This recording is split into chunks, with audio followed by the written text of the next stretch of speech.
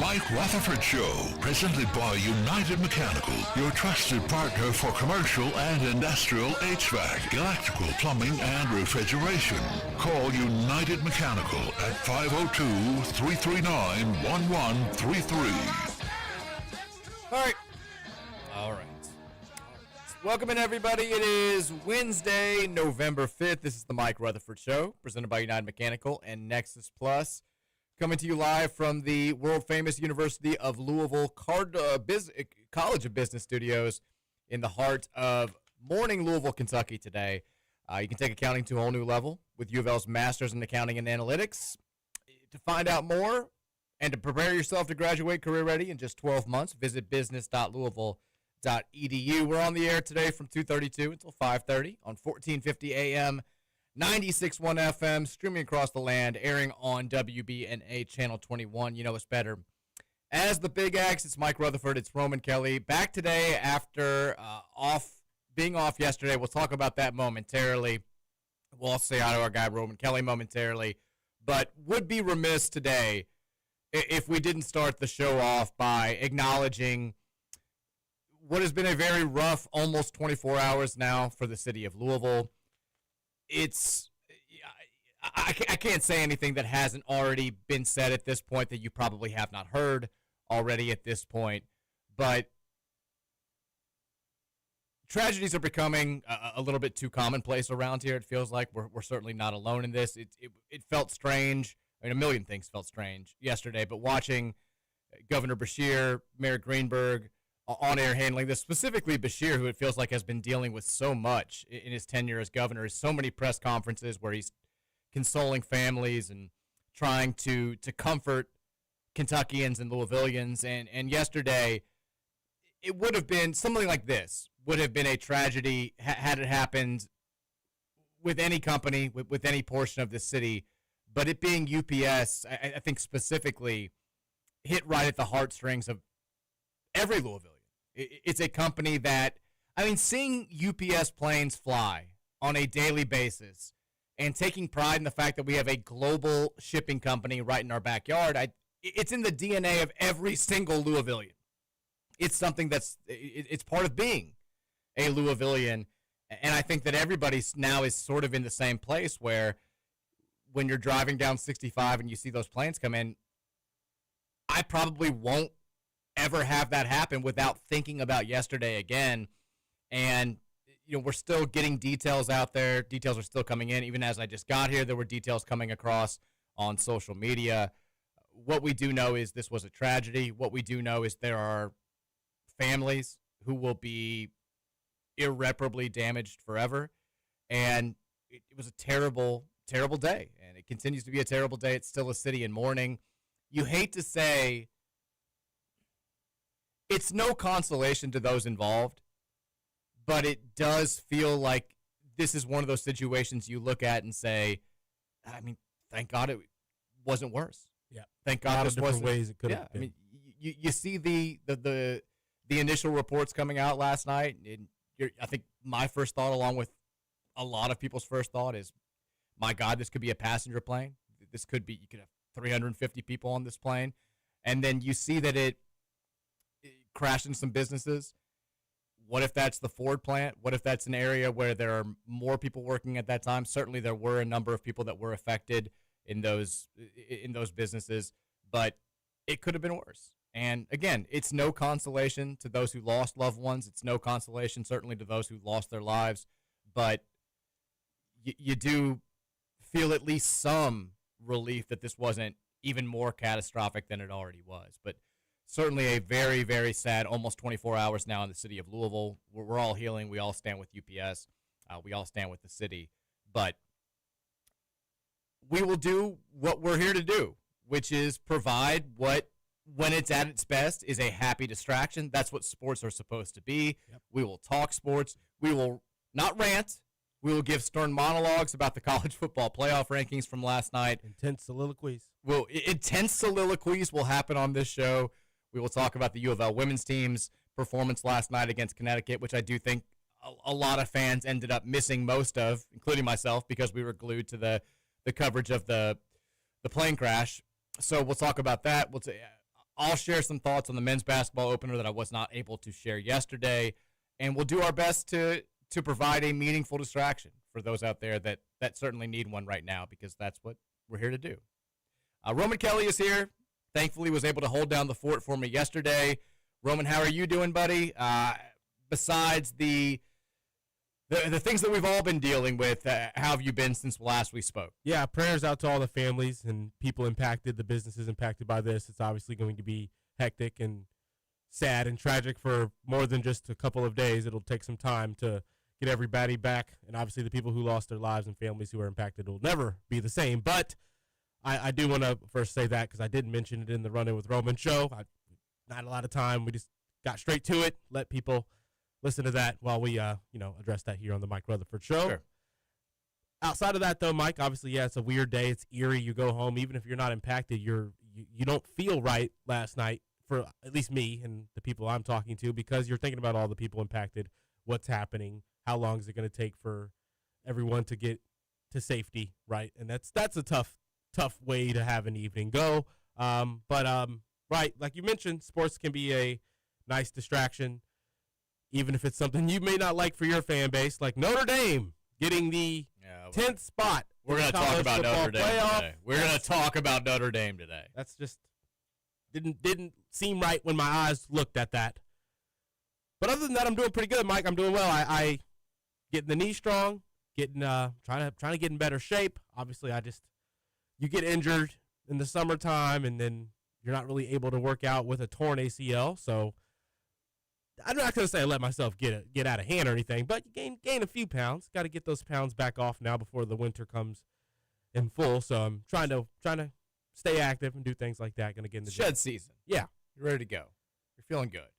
Lakers playing tonight against the Spurs, so that's going to be tuned in for every minute of that. Wemby Austin Reeves early MVP battle. Yeah, going to be excited to watch that. Should be good. Yeah, I mean, I know we have listeners that are at UPS, and hopefully they're still listening today and can have some sort of distraction. I mean, I've got, if you live in the city, you've either worked at UPS yourself or you know somebody who's worked at UPS. I don't think there's anybody that doesn't at this point. And, reached out to some friends, one friend specifically, and was like just making sure everything's all right. And he had left work at UPS last night before the crash had happened, but obviously had been glued to his phone and was talking about, just didn't sleep well last night. Thankfully, all of my friends, my coworkers are accounted for, but he was back there today and just said, it's super weird. It's very quiet here. It's kind of an eerie vibe, but the show has to go on to the degree that it can at this point. Mm-hmm. And so, you still got work to do. And hopefully the people that are listening to the show, that have been listening to the show, we're providing at least some little solace for you today. And you can rant along with Notre Dame with us today. So we'll get into that in a second. Do want to start off today also by saying big thanks to Roman Kelly, as well as producer Matt and Rashawn Myers for filling in yesterday. Of course. Had planned, I mentioned it on Monday's show, that I was probably going to be a little bit late for Tuesday's show. A little bit late turned into a lot of bit late, which turned into, I'm not going to be able to make it today. Mary did have a minor surgery yesterday, but it did require her to, go under, and she had to go back, and you've got recovery, and you've got all the standard things. It went great, went according to plan, but right as we're in the waiting room, we're getting ready to go, and the nurse comes in, and she's like, everything should be according to plan, have not heard anything, knock on wood, we're just kind of waiting on the doctor. And then 45 minutes later, after the time when the surgery is supposed to start, the nurse comes back in, and she's like, so right before I came in, apparently there was an emergency with another patient, and the doctor had to go take care of them and go into the OR, and she's in there now and all this stuff, and he's like, it's going to be at least another hour. And we're like, oh god, it ended up being like a 2.5 hour delay before she could even get back there. So I knew I was going to miss more time, and then I think she was more immobile after the surgery than she thought she was going to be. So it took a little bit longer, had to get her home. And by that point, I was like, I can make it in for 45 minutes of the show, maybe half hour of the show. No, but she kind of needed somebody take care there. of the wifey. Yeah, she needed somebody there at that point anyway. You did miss a perfect opportunity, though, now that I'm hearing this. Okay. Knowing you potentially had to wait that long. After like 30 minutes of that second time of the nurse coming in, you had to go out there, Mike. Be like, listen, I need you to come back in here in like 15 minutes and say, sorry for the wait. The doctor said because we have the most handsome dad in here, we have to prioritize. Oh. Everything's perfect. That would have been great for all the waiting you would have to do. I bet. She was already a little bit. She's not listening right now because you could definitely. I could have gotten. I mean, the thing is, that happen going forward. She'd gotten mad when she's called me before at inopportune times. Namely, when I did it when my son had just broken his arm and we were at the hospital over the summer. She had to fast for. She couldn't eat anything for like 24 full hours before this surgery. Couldn't drink anything. They couldn't give her ice chips. So she was pissed off already. Angry already. She was hangry on the way. I mean, she was just. And then you have the nerves. I know it was a minor procedure, but anytime you have to go under, it's nerve wracking. You know, it messes with you a little bit. I think you're a little scared there, and then the delay kind of. She was on edge already. If I tried to pull that, I mean, I may have gotten castrated while I was there. I don't know if it would have gone well for me, but thankfully, did go great. I listened to a little bit of the show when we were driving home from the hospital. Got a chance to hear that. You guys were doing great. Sounded fantastic. But I actually had no outline for like more than like 30, 40 minutes of your show. Sure, you were fine. So, sure it was well, you went okay for no outline.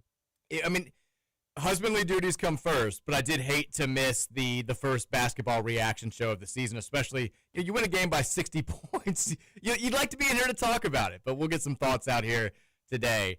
I do think, though, if we want to jump right into it, the topic du jour is the CFP rankings from last night. As mentioned, you know, the explosion, which is what it was initially described as. People are talking about there's this crazy explosion. I started seeing some pictures on Twitter. My sister, who lives pretty close to the airport, she sends me a picture. And at first, you know, nobody knows what's going on. And then you find out it's a plane crash, or at least that rumor gets around. I mean, we could see, I don't know how you were. I went out to my back porch. You could see there's a giant cloud. Just, I think everybody across the city could see it. And so that sort of, I kind of forgot about the women's basketball game against UConn, if I'm being perfectly honest, just because this is this horrible thing that's happening. So I think we all watched a lot of the coverage. I did check in on the U of L women, and they were down 25-9. I was like, all right, well, I'm not going to, it's not going great. So let's go ahead and focus on the crash coverage. At a certain point, as tends to be the case when these things happen, you're just kind of waiting for more information, and you realize, well, the local news organizations and the political powers that be are doing the best they can. There's kind of nothing new to be said. It's just, everyone's just sort of spinning their wheels, and you've seen the big information that's out there. And so I did flip on the CFP rankings, which was the thing that I was very excited to watch last night. Certainly took a backseat after the tragedy and the tragic events that were happening before it. But was curious to see where the Cards would end up. We talked about this on Monday's show. I actually did a pre-write with them at 15. I was like, they may be 16. They may be. I'm gonna guess that they're 15. But then I started seeing people who were like, I think they're going to be 12 based on all these analytics. The strength of record loves them. All this stuff. So I started getting excited. Maybe we'll be right there knocking on the door of being a team that would be in the field of 12 if the playoffs started today. And then I saw Pitt at 24. And I was like, well, that's good for us. Knocked off a top 24 team on the road. Bolster the resume a little bit. We know Miami's going to be in there somewhere. Maybe we get James Madison in there. Maybe we've got 3 wins over top 25 teams. And then surely to God, they got to have us somewhere in the top 13, top 12, right? No. Louisville checks in at 15. Not overly unexpected. Not shocking. I think the issue that Louisville fans have with where they are is, one, a couple of the teams that are ahead of them, and then 2, the lack of an explanation from the CFP folks when it comes to why those teams are ahead of them. I think, and then if you want to add a third, I think you look at where the ACC, you had 5 ACC teams in the top 25, which is good. But where they are is not good for the likelihood of the conference getting more than one team into the playoff. I was watching it. Mary's she's lying in bed, and I'm flipping it on while I'm trying to get the kids in bath, and I'm trying to figure out where we are. And she's watching, and when they get to Virginia at 14, right after us, she's like, "I didn't realize the ACC was so good. Like, did we expect to have this many teams? I feel like there are a lot of teams. Did we expect to have this many?" And I was like, "Yeah, but we're not halfway through, and this is going to be the last one you see." So it's a little bit of a give and a take here. They only want one ACC team in the playoff. We kind of knew that coming into the season. We thought maybe that would change based on some early season results. It certainly does not seem to have changed based on where they have the squads right now. Before I go into my issues with a couple of the teams that are ahead of Louisville, Roman, give me your primary takeaway. When you see Louisville at 15 last night, what's your initial reaction? I wasn't actually too mad, right? Immediately seeing Virginia at 14 was kind of confusing, but I'm fine with them being at 14. If I be honest, Matt, I got excited. Matt, sorry. I got excited about seeing us at 15. My immediate feeling was like, okay, I can't be mad at all that we're right here as a one-loss team when you've got the opportunity to rise up, because some of the teams ahead of you are going to lose. Like, a couple of teams play each other. So I initially got excited, but then you see Utah, you see Notre Dame, and then it's like I just start thinking about how a couple of the teams ahead of us, in my opinion, a few teams ahead of us, I feel like we've got a better win then, which isn't everything. I get that. But seeing Notre Dame that many spots ahead of us just kind of took that excitement and kind of made me angry. The number that they're ahead of us, 5 spots? I think that's the thing. Let's talk about Notre Dame specifically, who is number 10 in these rankings. I don't think that was a shock to anybody. I mean, we've all just sort of accepted, if you watch College Game Day or you watch any of the ESPN college football shows, everybody, since they lost that narrow game to Texas A&M, has been like, well, if they go 10-2, they're going to get in. It's like we talk about Notre Dame as if there's an automatic trigger in the CFP formula that says if Notre Dame wins 10 games, they have to be in. And that is ridiculous. It's not the case. It shouldn't be the case. And there's no justifying. There is no justification for that team with that resume right now being number 10 in these rankings. Now, they can go prove it. They've got games left in the season. If they win out, then okay. But as of right now, you can't back it up. You just can't. No, that's what I was saying. If you had the exact resume of Notre Dame, 6-2, best win over USC, who's number 19 right now in these CFP rankings, which I think they only do to try and justify having USC doesn't belong at 19 either. But they want to justify Notre Dame being top 10. That's their best win. They've got a loss to Miami, which now doesn't look quite as good as it did at the time. They've got a loss to a very good Texas A&M team in a game where they choked late. They got no other notable wins. If you took Notre Dame's name away and you put Louisville there with that exact resume, is there anybody in the world who thinks that we would be number 10 right now? No. I'm not sure we'd be top 20 with that resume. Hell, we might not be in the rankings at all. If that is Navy, or who's the other? UConn, the other independent. If you gave UConn that same resume, they'd maybe be at 25. They'd maybe be like 23, 24. Conversely, if you gave our resume to Notre Dame, do we think that they'd be higher than 15th? Yes, of course. Deservedly at 10. I mean, just look at their best win is over number 19. They lost to Miami. Our best win is over number 18 Miami. We didn't lose to Miami. They did. We've got another win over a top 25 team. We've got our only loss coming in overtime to a top 15 team. We've got one fewer loss than Notre Dame. They beat, I mean, when you look at Boise State stinks. That was supposed to be a decent win for them. Purdue is the worst team in the Big Ten. They blew them out. Arkansas is one of the worst teams in the SEC. NC State's one of the worst teams in the ACC. Boston College, who they looked worse against than we did, is one of the worst teams in the ACC. USC is the only semi-notable victory that they have. It came at home in a rainstorm where maybe the best quarterback in college football couldn't throw the ball, and it still came down to the late fourth quarter. There's nothing there that justifies Notre Dame being ahead of Louisville. And they came up specifically.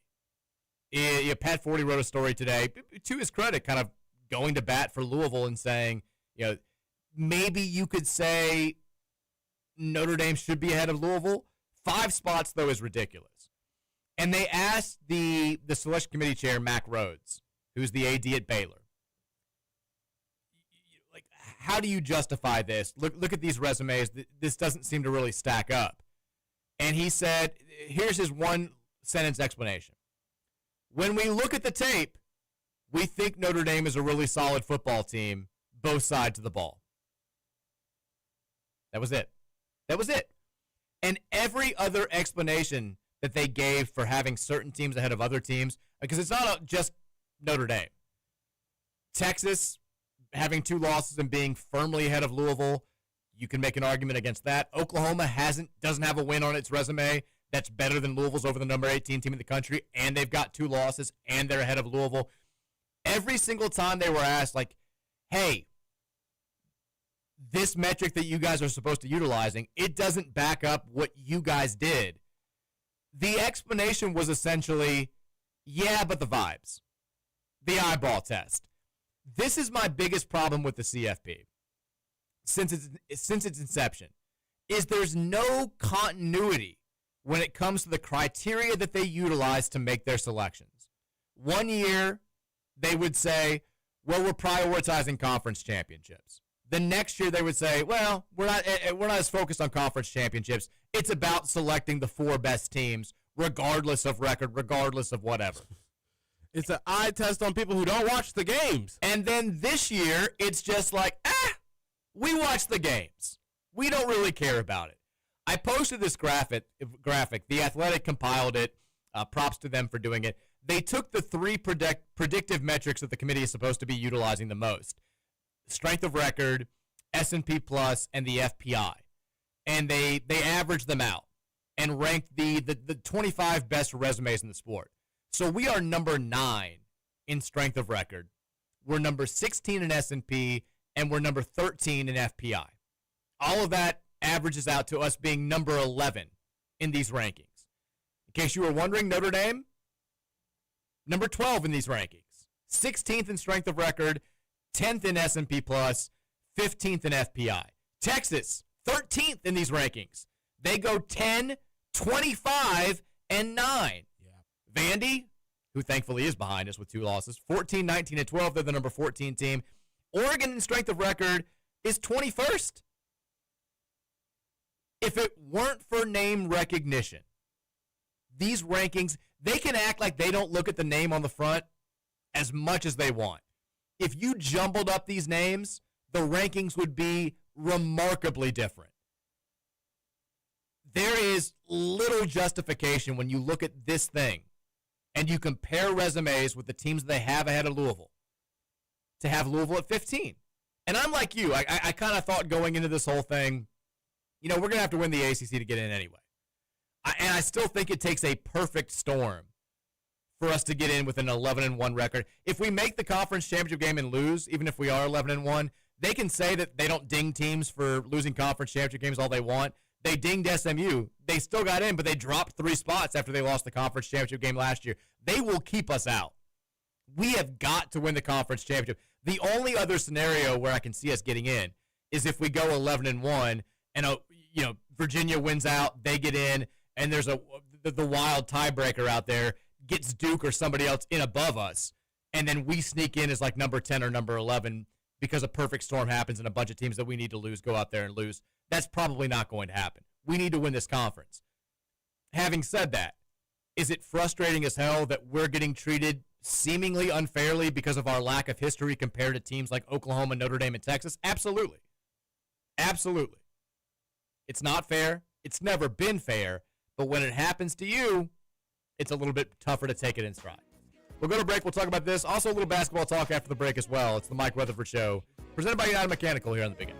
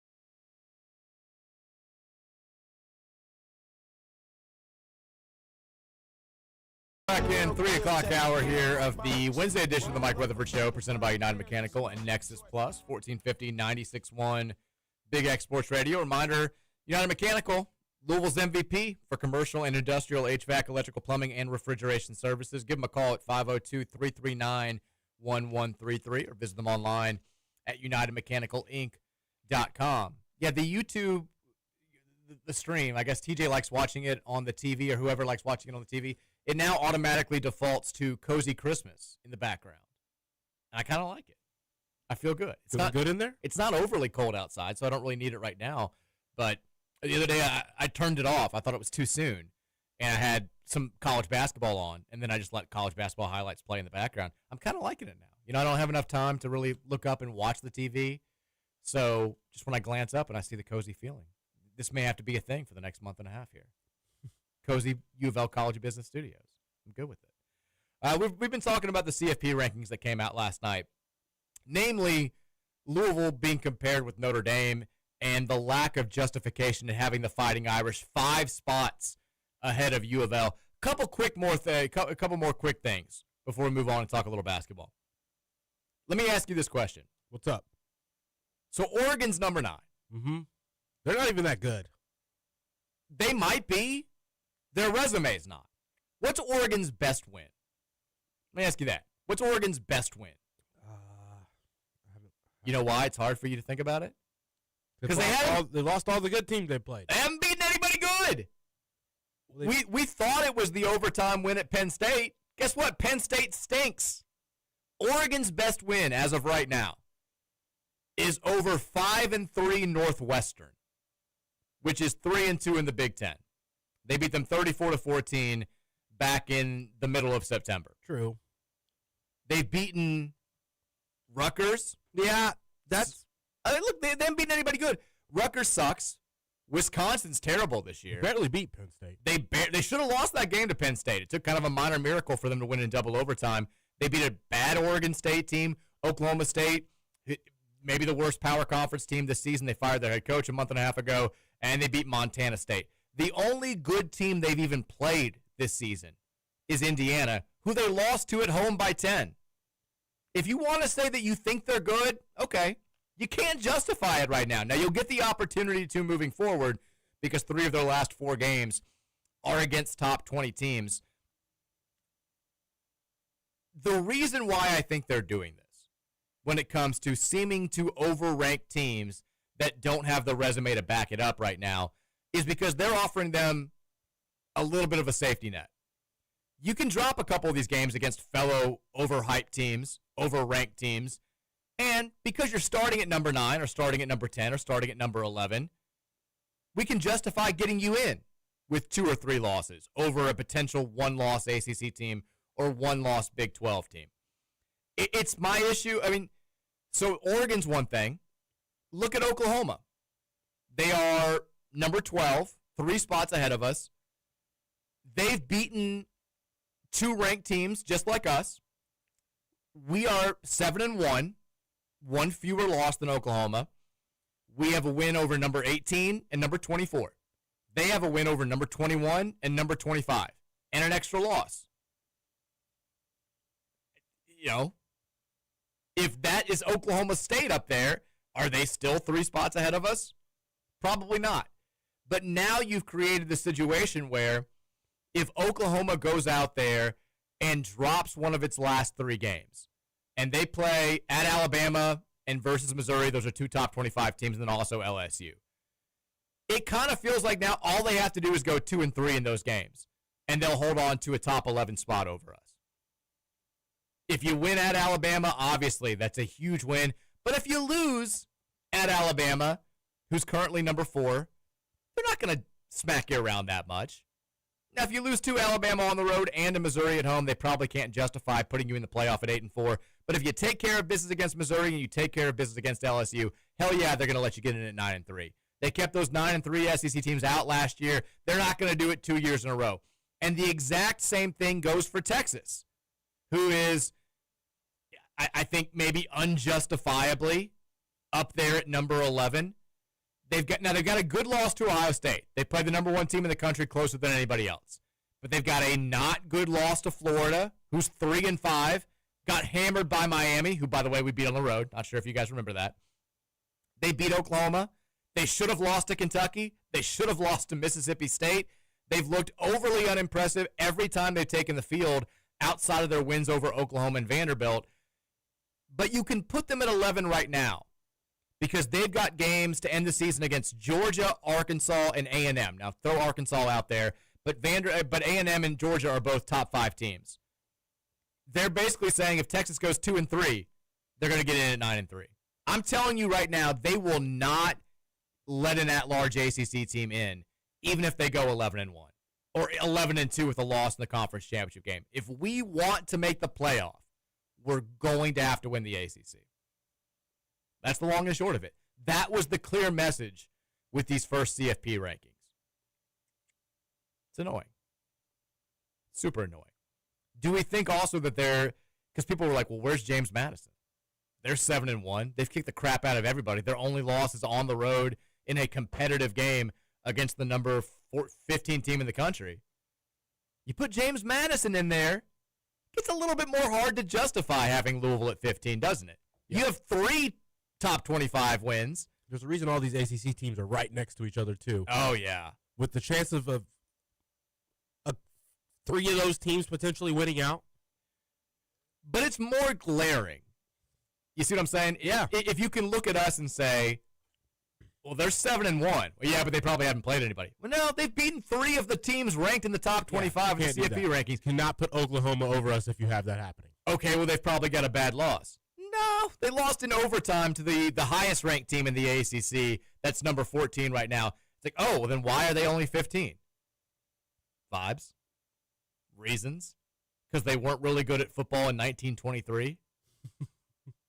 That's the explanation. It'll all work itself out.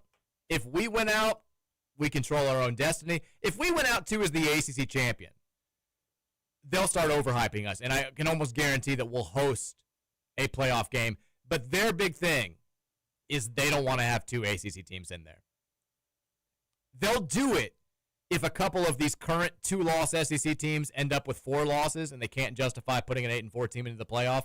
But if it's 9-3, Texas versus 11-1 Louisville or 11-1 Georgia Tech or 11-1 whoever, because they let Indiana and SMU in the exact same situation last year, and people were pissed off, and the SEC spent the whole offseason politicking and, all that good stuff, the SEC teams are going to win. The SEC teams are going to get in.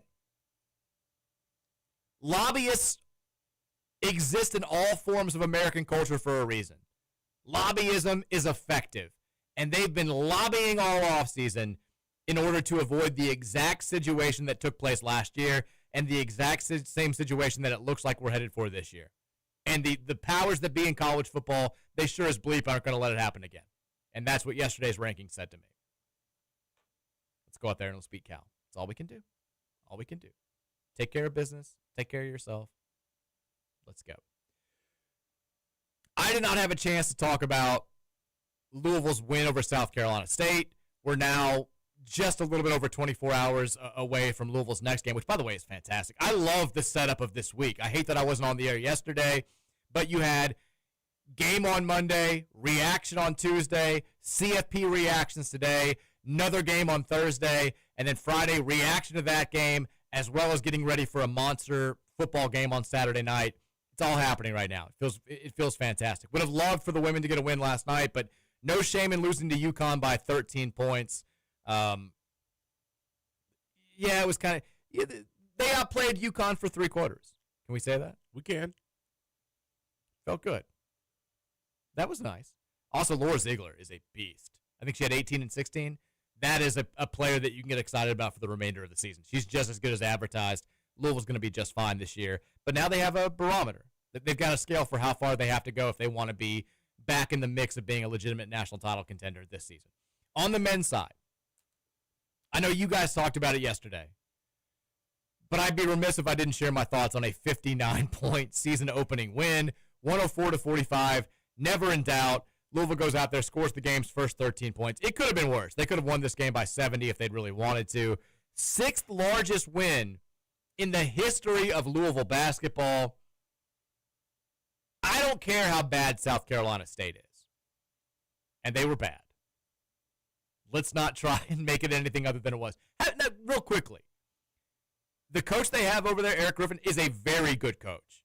He's gone, this is his 4th year. He went from 5 wins to 14 wins to 20 wins. That program's never won 20 games in back-to-back seasons. They probably won't get there this year.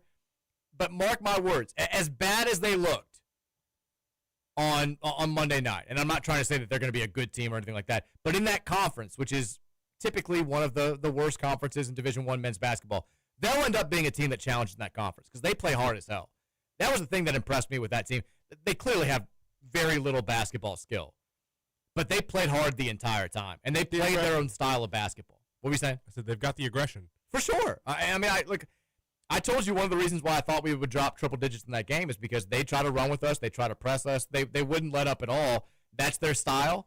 The games that matter for them, they start in January. It's all about preparation for that when you play in the MEAC because there's no way in hell you're getting an at-large bid to the NCAA tournament. They'll end up being a top 4 team in the MEAC. when all's said and done because of their commitment to defense and how hard they play. But the price that comes with being a 20-win team at the bottom level of college basketball is you lose everybody good. They had 8 defections after last year where they won 20 games and lost by a point in the MEAC tournament championship game. They lost 6 of their 7 leading scorers, and you don't get big level transfers at that level. You have to go down to the NAIA level. You got to go to the JUCO ranks. They had a couple D2 kids, and they were very much a work in progress, and the lack of offensive talent was certainly on display. Having said that, we are 3 years removed from losing to Lenore-Rhine in an exhibition game where we scored 42 points. Lenore-Rhine, who was a bad bottom-half team in Division II that year, who probably would have gotten the crap kicked out of them by that same South Carolina State team. I'm not going to apologize for winning a game by 59 points against anybody. Never. I enjoy, people are like, I get that it was late. I get that the game dragged. After going through everything that we've been through, not just the last 3 years, but the last 8, 9, I'm going to enjoy the hell out of every second when we're kicking the crap out of somebody like we expect to. And Monday night was phenomenal.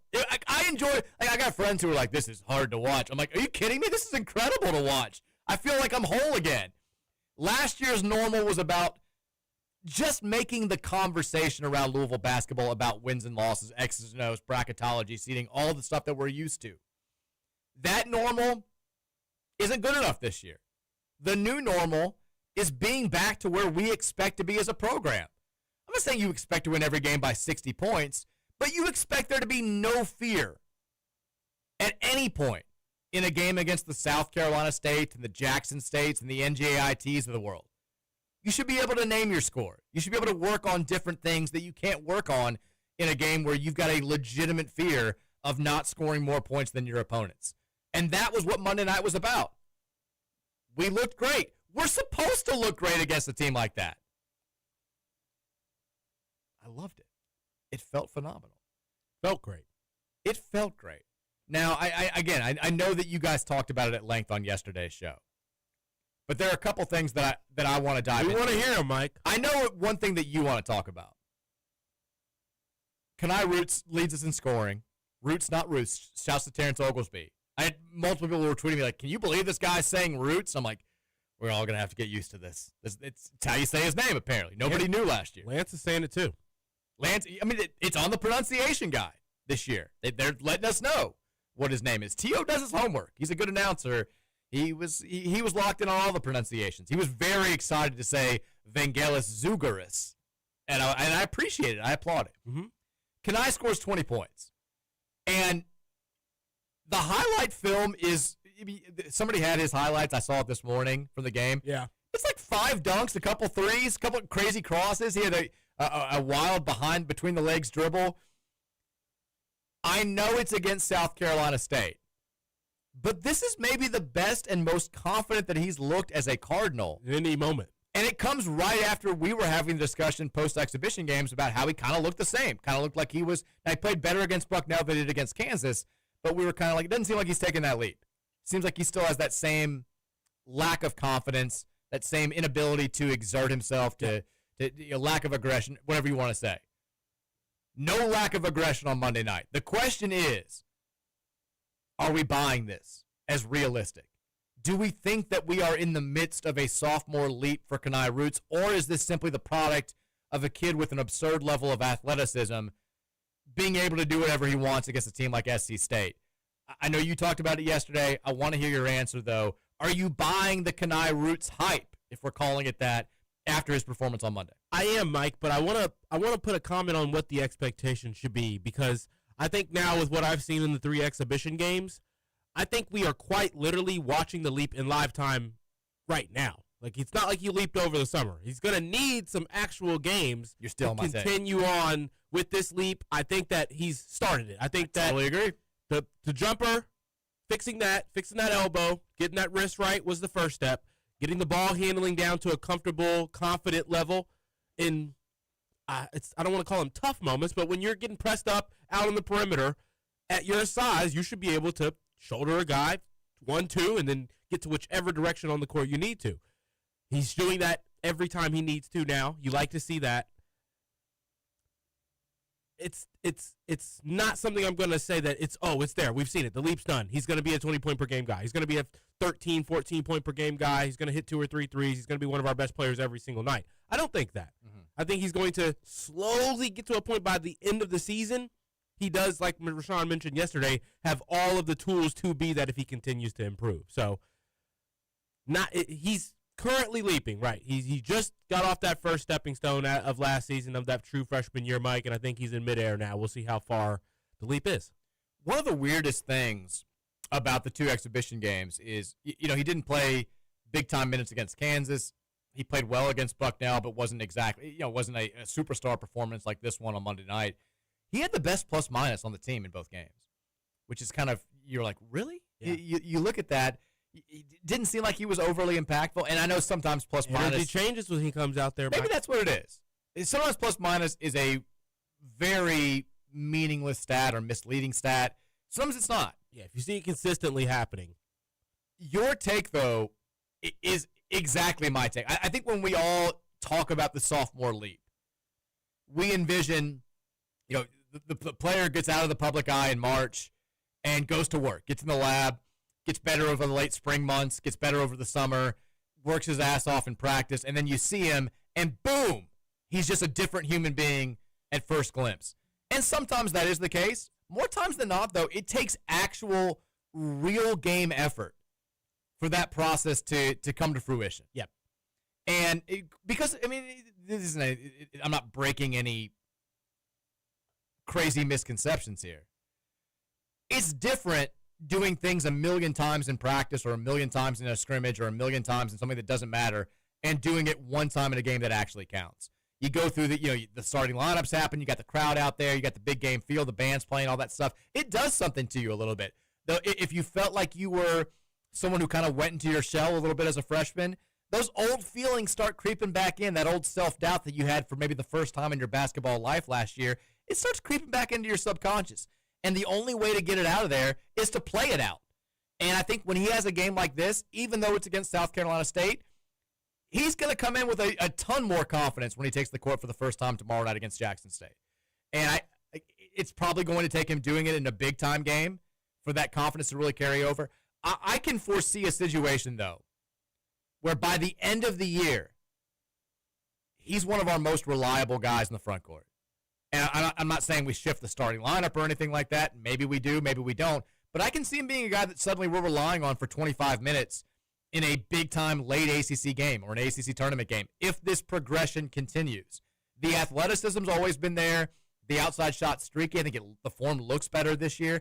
If he can get the ball handling down and get to a point where he's playing and not thinking, and that's the way that he looked on Monday night, all the potential in the world is there for him to be a guy that fills a very specific role on this team that I think we need.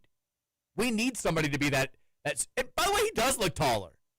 We made fun of it all offseason. He looks a couple of inches taller than he did last year. He looks like he could play the 5 if you needed him to. I think he's a legit 6'10" out there. Not mad at the braids either. He looks good. Put on a little weight, grew a little bit. And what's scary is that he clearly has, room to grow, both in skill and size. Like, I feel like the ceiling is only raising for him, Mike, as he continues to get better in this system. I agree with that. Now, some of the things that happened on Monday night, we knew were going to happen. Hey, guess what? Isaac McNeely can shoot the ball. Hey, guess what? Javon Hadley. The exact line that I used on Monday night was, he's the guy you look up, I don't think he's doing that much. Oh, he's got 13-9. He had 13-9 again in this game. You're they're dependable. He's Mr. 13-9 out there. The bet in the 10-plus points, 8-plus rebounds is going to be great this season. All year. Parlay it. Every single game. Ryan Conwell looks good out there. I know this cool, calm, and collected out there. He does. He's not forcing it a little bit. He knows his role. He's ready to go. Nice to have when we go up against a couple of those teams that will have the good perimeter guard defenders. For sure. At some point, I'm probably going to get used to it. But watching Michael Brown play basketball. You're watching an NBA player. We don't get guys like this. Yeah. That's what I keep saying. The guy that just jumps off the film when you're watching on your couch, and I always use this as a litmus test where, if somebody doesn't watch that much basketball and you're like, hey, watch 10 minutes of this. Tell me who stands out. Tell me who you think the NBA players, who looks different out there. That person 99 times out of 100 is going to pick out Mike Brown.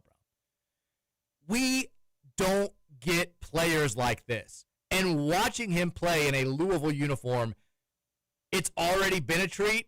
It's only going to be more of a treat as we get into these winter months. The passes that he makes, he had the crossover, the fake pass, the dunk all in one motion, which was absurd. Like, we don't have guys that make those plays. We've had really good college players over the last 20 years or so. Great college players, guys that have gone on to have very successful NBA careers.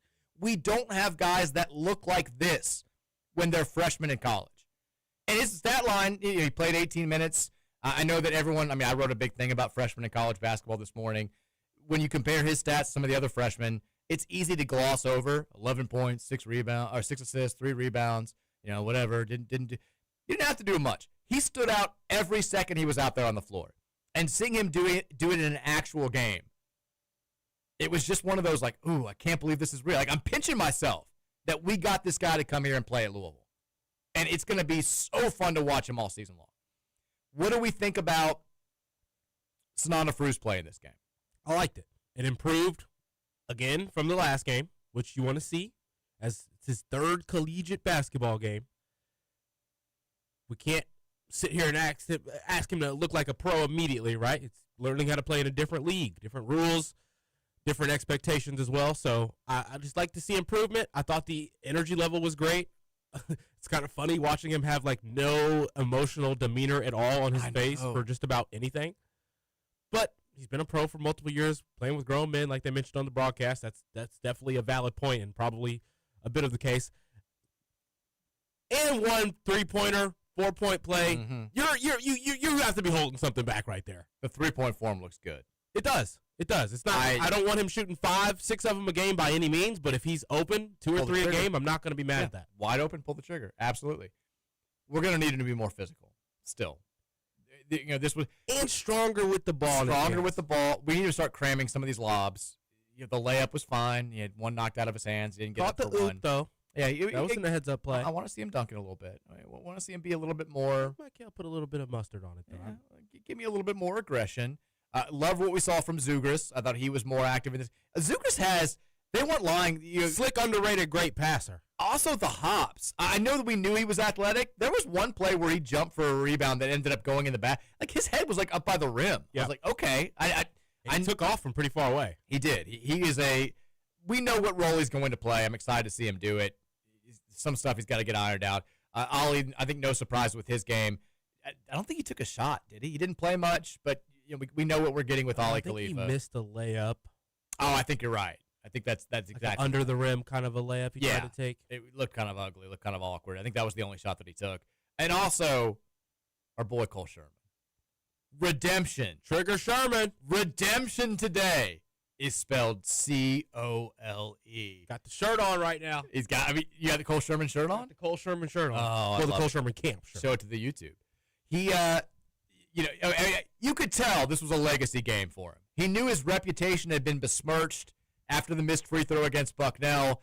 He went out there, fired that first 3 to try to get it over 100, didn't knock it down, got it back, same possession, buried it. Form looked great. Then he's trying to get his boys involved.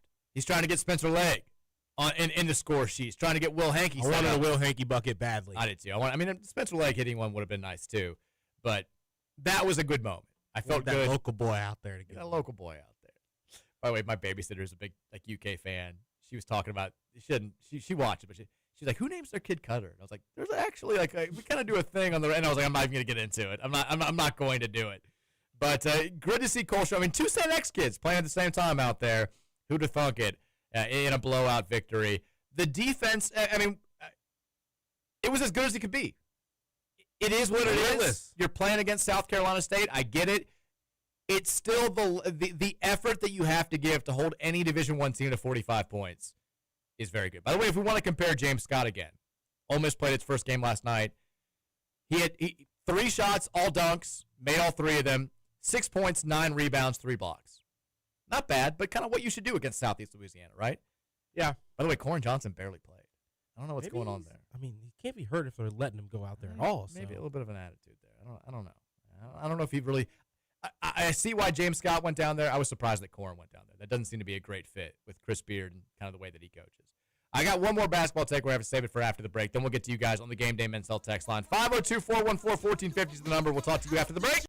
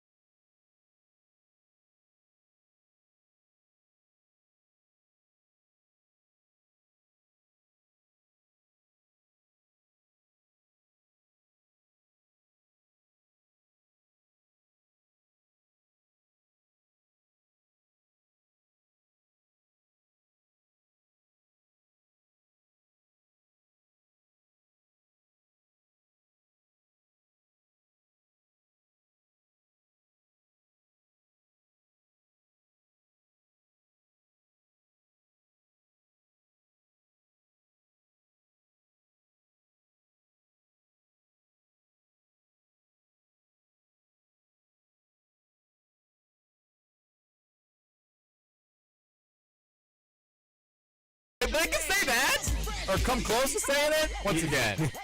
Once again, I'm shocked by the editing. This was the song that I was famously sent home from preschool for rapping. That's the one? Yeah.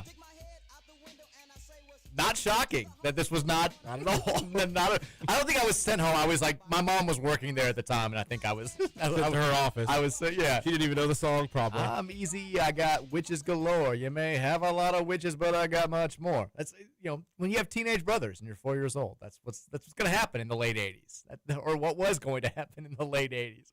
Shout out to Eazy. Once again, a very pro Eazy. Never had a chance with those brothers. I really, yeah. My mom was like, keep in mind also, my mom grew up with 4 sisters. She'd never really been around like teenage boys that much outside of school. she marries my dad who's got these teenage boys. And she was like, the combination of words that these said. She's like, it wasn't just the words they were saying. It was the combination. I had never heard these words pushed together. She's like, you never had a chance. I was like, yeah. What do you want me to do? I was raised by 13-year-olds saying the most heinous things you can imagine. It's the Mike Rutherford Show, presented by United Mechanical and Nexus Plus, 1450 96.1 Big X Sports Radio. Hoops talk there in the last segment. Did you watch any of the basketball last night, Roman? I know we were focused on the college football playoff rankings and obviously what was happening here in the city of Louisville. Did you get a chance to check out any of the hoops? Not much, just Gamecast looking and stat following. Didn't watch anything. I ended up watching most of Duke, Texas, just because I was curious. I mean, we've talked about this with football, but certainly the same holds true with basketball in the ACC. My natural instinct, as just a red-blooded American, human being, citizen of Earth, is, middle fingers up to Duke. I want Duke to lose. And I had a buddy who was, shout out to my guy Clay Talley, if you're listening. Also, you're still very, very slow. He was at the game last night, and he texted me. He's like, I feel like I've rooted against Duke my entire life.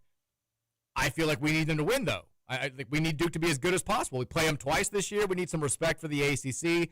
How are you handling this? And I was like, I can't say that I'm rooting for Duke, but I'm definitely not rooting against them. And he's like, isn't that the same thing? And I was like, don't overthink this. Just go with it. But I did find myself kind of rooting for Duke last night watching that game just because we need them to be good. And they had a little bit of a rough first half. They took over in the second half. Cam Boozer was not great in the first half, missed his first 7 shots, ended up finishing with 15 and 13. But my big takeaway from this game, I don't know if this is a product of NIL or schools having more power in what goes into a TV broadcast. So Isaiah Evans, who was the best player last night on the floor, scored 23 points, was very good. Now, he's way too high in a bunch of mock drafts. Yeah, I'm not shocked by that. But his nickname is Slim. Well, that's fine. Slim. Yeah, I mean, cool nickname. I don't know if they're if this is like a branding thing, but the amount that they were just casually referring to him as only Slim last night, I thought there was a player whose last name was Slim on Duke that I just didn't know about. They're like, there's Slim for 3. I was like, what? Do you guys hang out after the game? There was a graphic at one point that had like Slim, 21 points, and however it was from. What are we doing? When did this become a thing? How do we not go by your last? I get that maybe he's trying to make this more well-known, but the whole ESPN broadcast are like, Slim for 3. Like, can we not just call him Isaiah Evans? What's happening here? It was very strange to me. I don't like it. That is weird. It was very weird. I don't know if anybody else caught it or if it was just me, but the amount of just casual reference to him by nickname alone. You use nicknames on players when they have a highlight. Yeah. Or I mean, once or twice, but like they were using it in graphics. Not even his last name. Like Slim. Pat had 10. I'm like, why are we just casually referring to all these Duke players like we're best buddies? Whole thing was very strange. But Duke gets the win last night, 75-60. Good for the ACC because it was against a Texas team that's not expected to be probably tournament good, but not preseason top 25. I didn't see any of the Kentucky game. All I saw was every UK fan freaking out on my timeline for the first, 15 minutes about how poorly they were shooting from the outside, and then all quiet, which usually means order's been restored, and then just everybody going nuts over the Colin Chandler dunk, which I didn't know he could do that. Did you? Yeah. He had one in preseason. Or in the exhibition game. I mean, look, I'm as much of a hater as anybody. That was outrageous. That was awfully impressive. I didn't see it, but the one in the exhibition game impressed me. It was kind of like Zugers's in a way, like just took off from way further than you would have thought and was a little bit higher in the air than you would have thought. Remarkably impressive. Your boys from Purdue started off their season with a 31-point win. Fletcher Lawyer dropped 30. Are you buying the Boilermakers now? Not at all. Braden Smith, you see what he did? Bad in the first 10 minutes of that game. 6 points. 11 Stay assists. bad. Imagine that. 11 assists. Whatever. How many did the other point guard score? What does matchup do? Great question. He had 14. Cool 14. Giving up 14 points to the Evansville point guard rating. They did win by 31. That was really the only noticeable results. Did you know hand up. We have too many former players that are still playing college basketball to keep track of off the top of your head. Yeah. We're playing Jackson State tomorrow, which we'll talk more about, obviously, on Thursday. Got into this yesterday a little bit. Did you know who's like their leading scorer is Yeah. right now? Devin Ree. Dropped 19 in their season opening win. I knew he went to, I think, Southeast Louisiana. Is that right? Wherever he went, he didn't play much. Or Louisiana Tech. It was a Louisiana school because he's from down there. And he didn't play a lot. And then he goes to Jackson State. To his credit, I mean, big-time performance in their first game, 19 points. A Kenny Payne special. Now, let me ask you one last thing before we go to the text line. I had probably 4 or 5 people, like friends, text me the same thing directly, and even more people on Twitter asking the same question. Do you want to take it during Louisville's win over South Carolina State? Do you want to try to take a guess at what the question was? The mouthpieces? No. no, but I like that. The question was, what would the score be if Kenny Payne was coaching this team right now? I kept getting people, and I had the same answer. I think that team last night was a lot like the Coppin State team that we played in, I think, Payne's second season. We played FAMU in his first season, Florida A&M, another MEAC team. And then we played Coppin State the year after. We beat that team by 20. And so I think that because people were like, I think we would have lost to this team with Kenny. We would not have lost that team with Kenny Payne coaching these players. But I do think we would have won by like 20. And we would have looked wildly unimpressive. And Tyron Stokes has dropped out. Sorry to interrupt. What? He just dropped out of school, Mike. Tyron Stokes is officially withdrawn from Notre Dame High School. The school has announced. And now my brain's just going to the Wemby meme. Now, why would he do that? Is he going to? I have no idea. Can he be an early enrollee? Like that's the only reason I think you would leave a school like that, right? It's already too late to probably go play somewhere else, I would think. I don't think it is, man. Like, there are no rules anymore. Who was the kid who he transferred, I think, back to J-Town? He played at IMG last year and then wasn't getting very much playing time. He'd started off at J-Town. He transferred back to J-Town last year and joined the team in, like, February and helped them beat St. X in the state tournament. Maybe he goes to a prep school. Maybe he goes to IMG. Or maybe he's going to enroll early at UK or Oregon or something. I don't know. Maybe this sounds like there's no way to say something like this without it sounding like you're salty. There's weird stuff going on with Tyron Stokes. Thought he was supposed to play football. Oh yeah, that's right. He was on the football team. Maybe that's what this is about. Now they're not letting him be a dual athlete, Mike. Their athletic director at Notre Dame High School put out a statement just saying, we acknowledge that Tyron Stokes has made the decision to withdraw and explore new opportunities. We appreciate the contributions he made to our basketball program and community during his time here. We wish Tyron all the best as he pursues his future goals, and we are confident he will find success. I think something happened there. That sounds like something happened. Now, people are saying they've got the full story coming. But who knows? This will be a okay, so if Mark Pope gets him at UK, this will be a task because John Calipari, as much as we hated him when he was at UK, he was very good at taking kids that were clearly gifted, clearly destined for NBA stardom, but maybe had the wrong people around them, or maybe some immature attitudes, or too much of that belief that they're on path for that stardom. Yeah, they had some maybe not red flags, but dark orange flags. He never had issues once he got them on campus. He was incredibly good at getting those same players to put team above self and convincing them, however he did it, hey, just give me all you got for 5 months. You're going to be a millionaire. You're going to be good. And the players, by and large, loved him for it. Still do love him for it. This will be a thing with Mark Pope.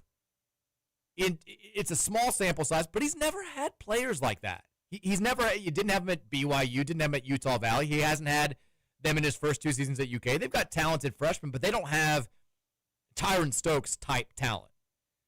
And it sounds like this isn't me talking. You had that athletic story from over the summer saying everybody, including the coaches that are recruiting them hardest, all acknowledge that there are issues with maturity there. This will be Mark Pope's got that folksy, he doesn't seem like instill fear into players, even though he's a big guy. He's going to have to take on maybe a different mentality if he's going to get the most out of Tyron Stokes in his 1 year at Kentucky and have him not be a player that the fan base kind of blows up against. Now, here's the story. Take him on some walks down to Keelan, Mike. Let him pet a horse? If he meets him at the airport, ooh, crazy. No one's ever thought about this. Now, the story from high school basketball writer Tarek Fatal. He says this. Where Stokes will end up this season is unknown, but many believe a national prep school is likely. Stokes was facing disciplinary issues at the school, including altercations with multiple students. He served a suspension that kept him sidelined during multiple high school football games this season and has not been school at all this week, according to sources close to the situation. There were rumblings about Stokes' future at Notre Dame that started a couple of weeks ago. As of late, things started to become more predictable when he missed the team's photo day. The team's Midnight Madness was canceled this week, and he didn't show up on campus on Monday, November 3rd. Stokes decided he wanted to play football in the middle of the season and suited up for the first time on September 26th. He suited up just 2 more times in the team's remaining 5 games after he became eligible. I think that's all the details they've got there. So multiple altercations with multiple students is the word there, and probably going to a prep school. Texter says that's a C college basketball Centel report. Is it? You didn't get Centel, did you, Mike? No, it's on sportsillustrated.com.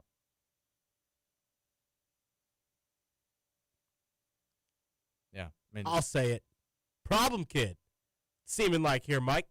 Always trying to fight players on the court, arguing with refs. It was only a matter of time before seeming like the hype started to get to him. There's some OJ Mayo vibes out there. But it's one of those weird things because he is the best player in his class. That is not going to change. Yeah. He is on path for stardom. He has the skill set. He has the body type. But I'm not saying that means he can do what he wants, but it kids, makes sense. With kids like this, and I hate to even say like kids like this, but with players that have had issues with maturity.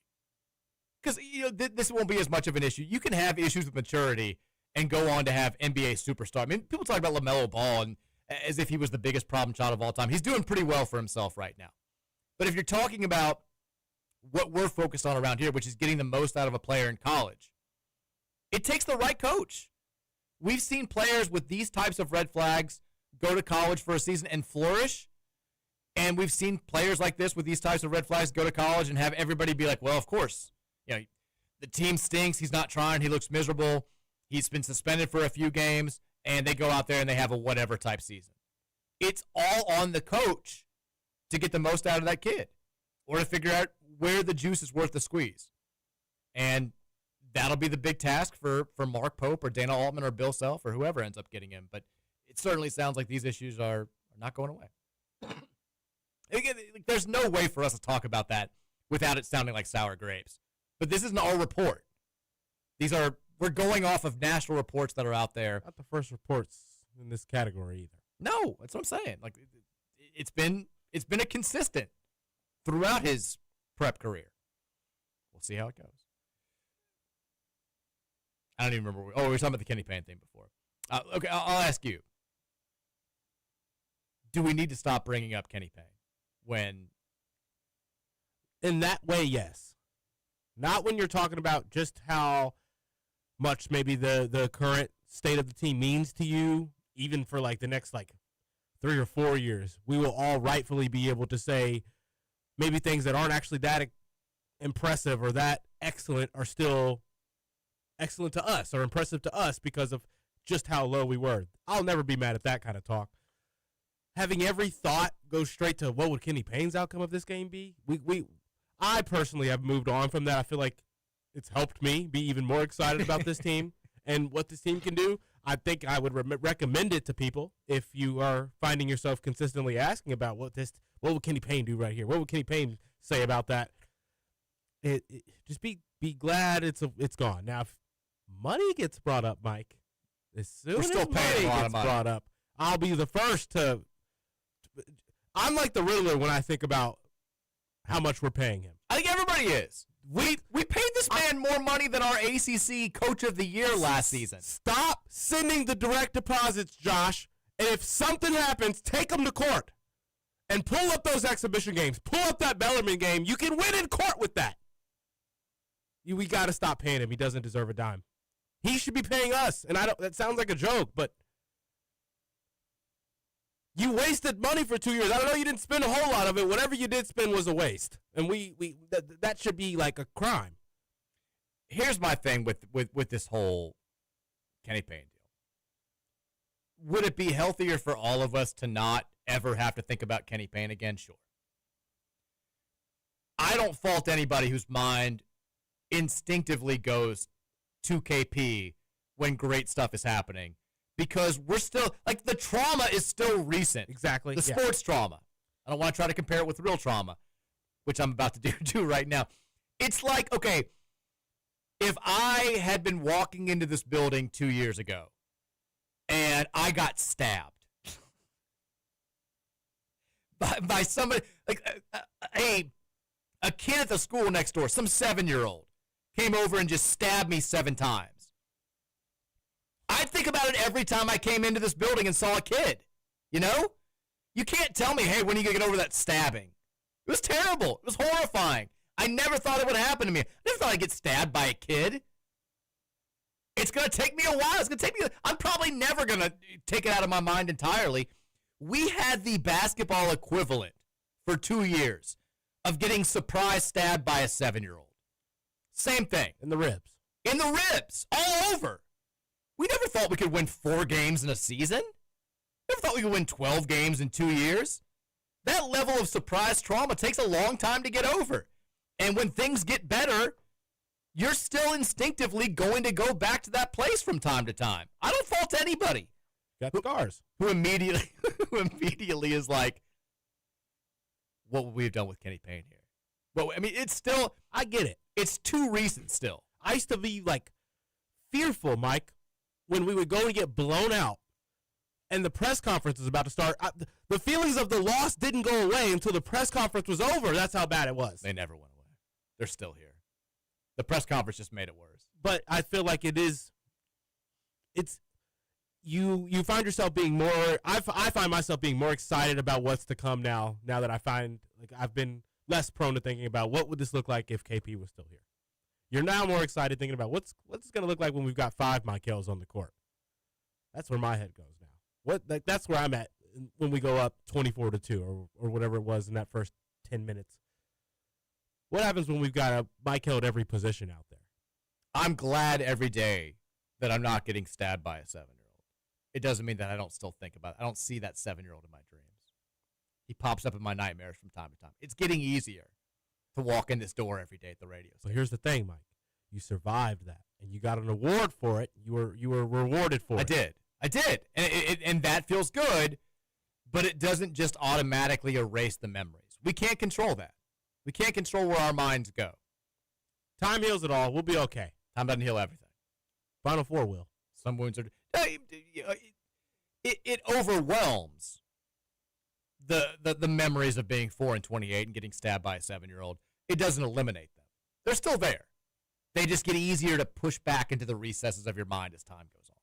And you have more happy memories that are taking up your subconscious. Now it's like we're paying that 7-year-old for what he did to us still. Yeah, I paid a 7... he's taking money out of my paycheck every day for stabbing me. I couldn't work. Trying to do radio, looking over my right shoulder, and I'm giving the kid money at the same time. I'm sending the kid to private school. He's going to collegiate now. That's what comes up, stabs you, and runs you for your pocket. He stabbed me, and he got sent to collegiate as punishment. That's exactly. It's the perfect parallel. It's ridiculous. He's going to star on the soccer team in 2 years. Not star, but he'll be like the third best player, which is the equivalent of being the highest paid coach on Arkansas staff, besides John Calipari. I don't know how it happened. I don't know how we got there. I stand by everything that I just said. Game Day men's self-text line is 502-414-1450. Let's get to your all's thoughts before I guess after we tell you about Game Day Men's Health, which is redefining men's wellness with no shortcuts, just results. Testosterone, peptides, sexual performance therapy, and weight loss. If you've got needs in any of these areas, visit GameDayMen'sHealth.com today and find out how they're defining a new era in men's health. Texture says, this is Boxcar Bob. I was shocked to learn on yesterday's show that you've never been to Red River Gorge. I'm assuming this is to you. You got to fix that, and fall is the perfect time to do that. I go 3 to 4 times a year and can recommend anything you need. He gives you his email. Also, producer Matt, you don't have to camp at the Gorge. There are Airbnbs out the wazoo down there if you prefer that route. Red River Gorge is awesome. Yeah. Really surprising how I haven't been. You seem like a Gorge guy. Yeah, my parents are Cool Dad. Very big Gorge people. I'm surprised Cool Dad just doesn't disappear into the Gorge one day. Cool Dad just lives there. Bought a lot last week. Did he really? In the Gorge. I'm probably going to live there here in the next. I told him I'm not shocked at all. You're going to go home from radio one day, and he's just going to be gone. Yeah. Just We're no at the words. Gorge. He's just living there. For the season. You're like, well, where at the Gorge? It's a big place. Like, you'll find me. Just look around. It'll be good. You'll hear me on the bike. Texture says, I didn't realize this until I looked at the roster. Former Louisville player Devin Reese on Jackson State. It's funny that people thought playing him and Fabio Basili would make us a better team. Again, stabbed by a 7-year-old. That's where the memories go. You can't get rid of them. Thinking about people arguing about Fabio Basili needing more playing time is that last stab wound that went very too close to my jugular. That's the last one. That's what I thought. That's when I thought I was going to die. That's when I was like, all right, this is the end. Murdered by a 7-year-old in front of my place of work. I remember his name getting brought up in the group chat, and like everybody was like, "Who?" I mean, I remember like in live time while he was on the team. I remember fielding questions on a daily basis from people who were like, people were acting like if we gave Fabio Basili more minutes, we were going to be an NCAA tournament team.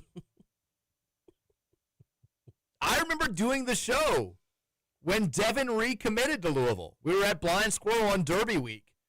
And I'm having to be like, yeah, I mean, maybe he could help us this year.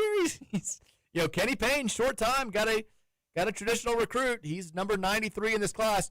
And then seeing Devin Ree the first 4 times he got on the court, hitting the side of the backboard in 3-point attempts, I think.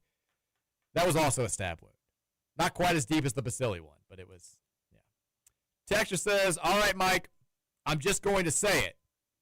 I'm usually not the hardcore rivalry guy, but we absolutely have to take the men's b-ball and football sweep against UK this year.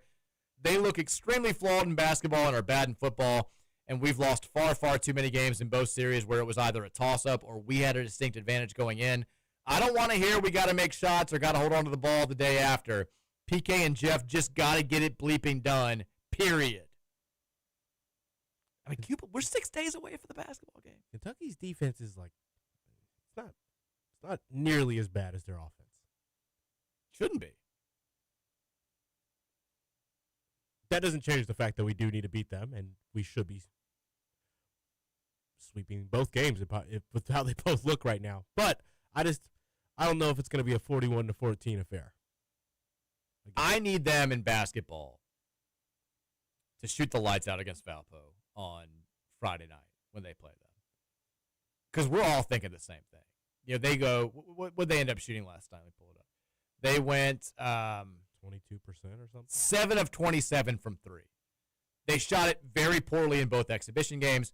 If they go out there and they shoot like crap again against Valpo on Friday, look, we're all going to have the same take, which is that they're going to miraculously go 16 of 30 from 3 against us inside the Yum Center.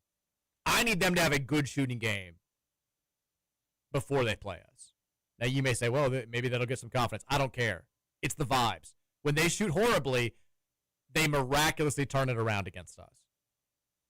Well, that's irrational. We're all irrational because we've lived this for the past 25 years. Lamont Butler having a perfect game, perfect true shooting percentage was irrational. I watched Josh Harrelson splash threes in my face with my own eyes at inside that building on our home floor.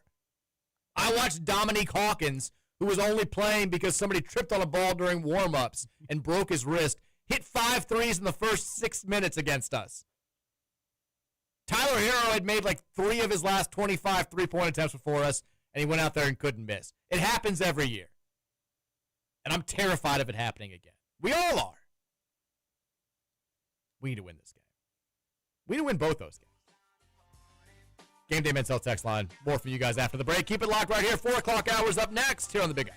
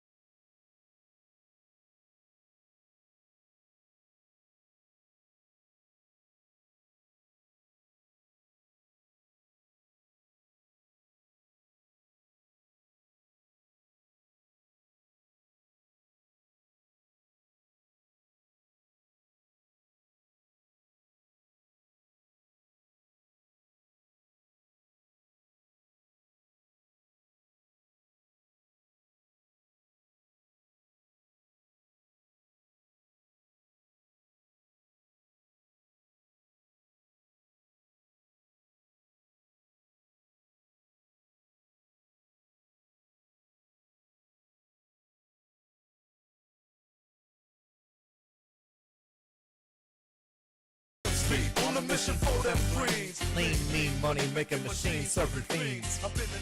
I'm surprised they could say sex there, but they couldn't say ass. And also package a vest for your Jimmy. I don't know why we left that phrase in the 90s.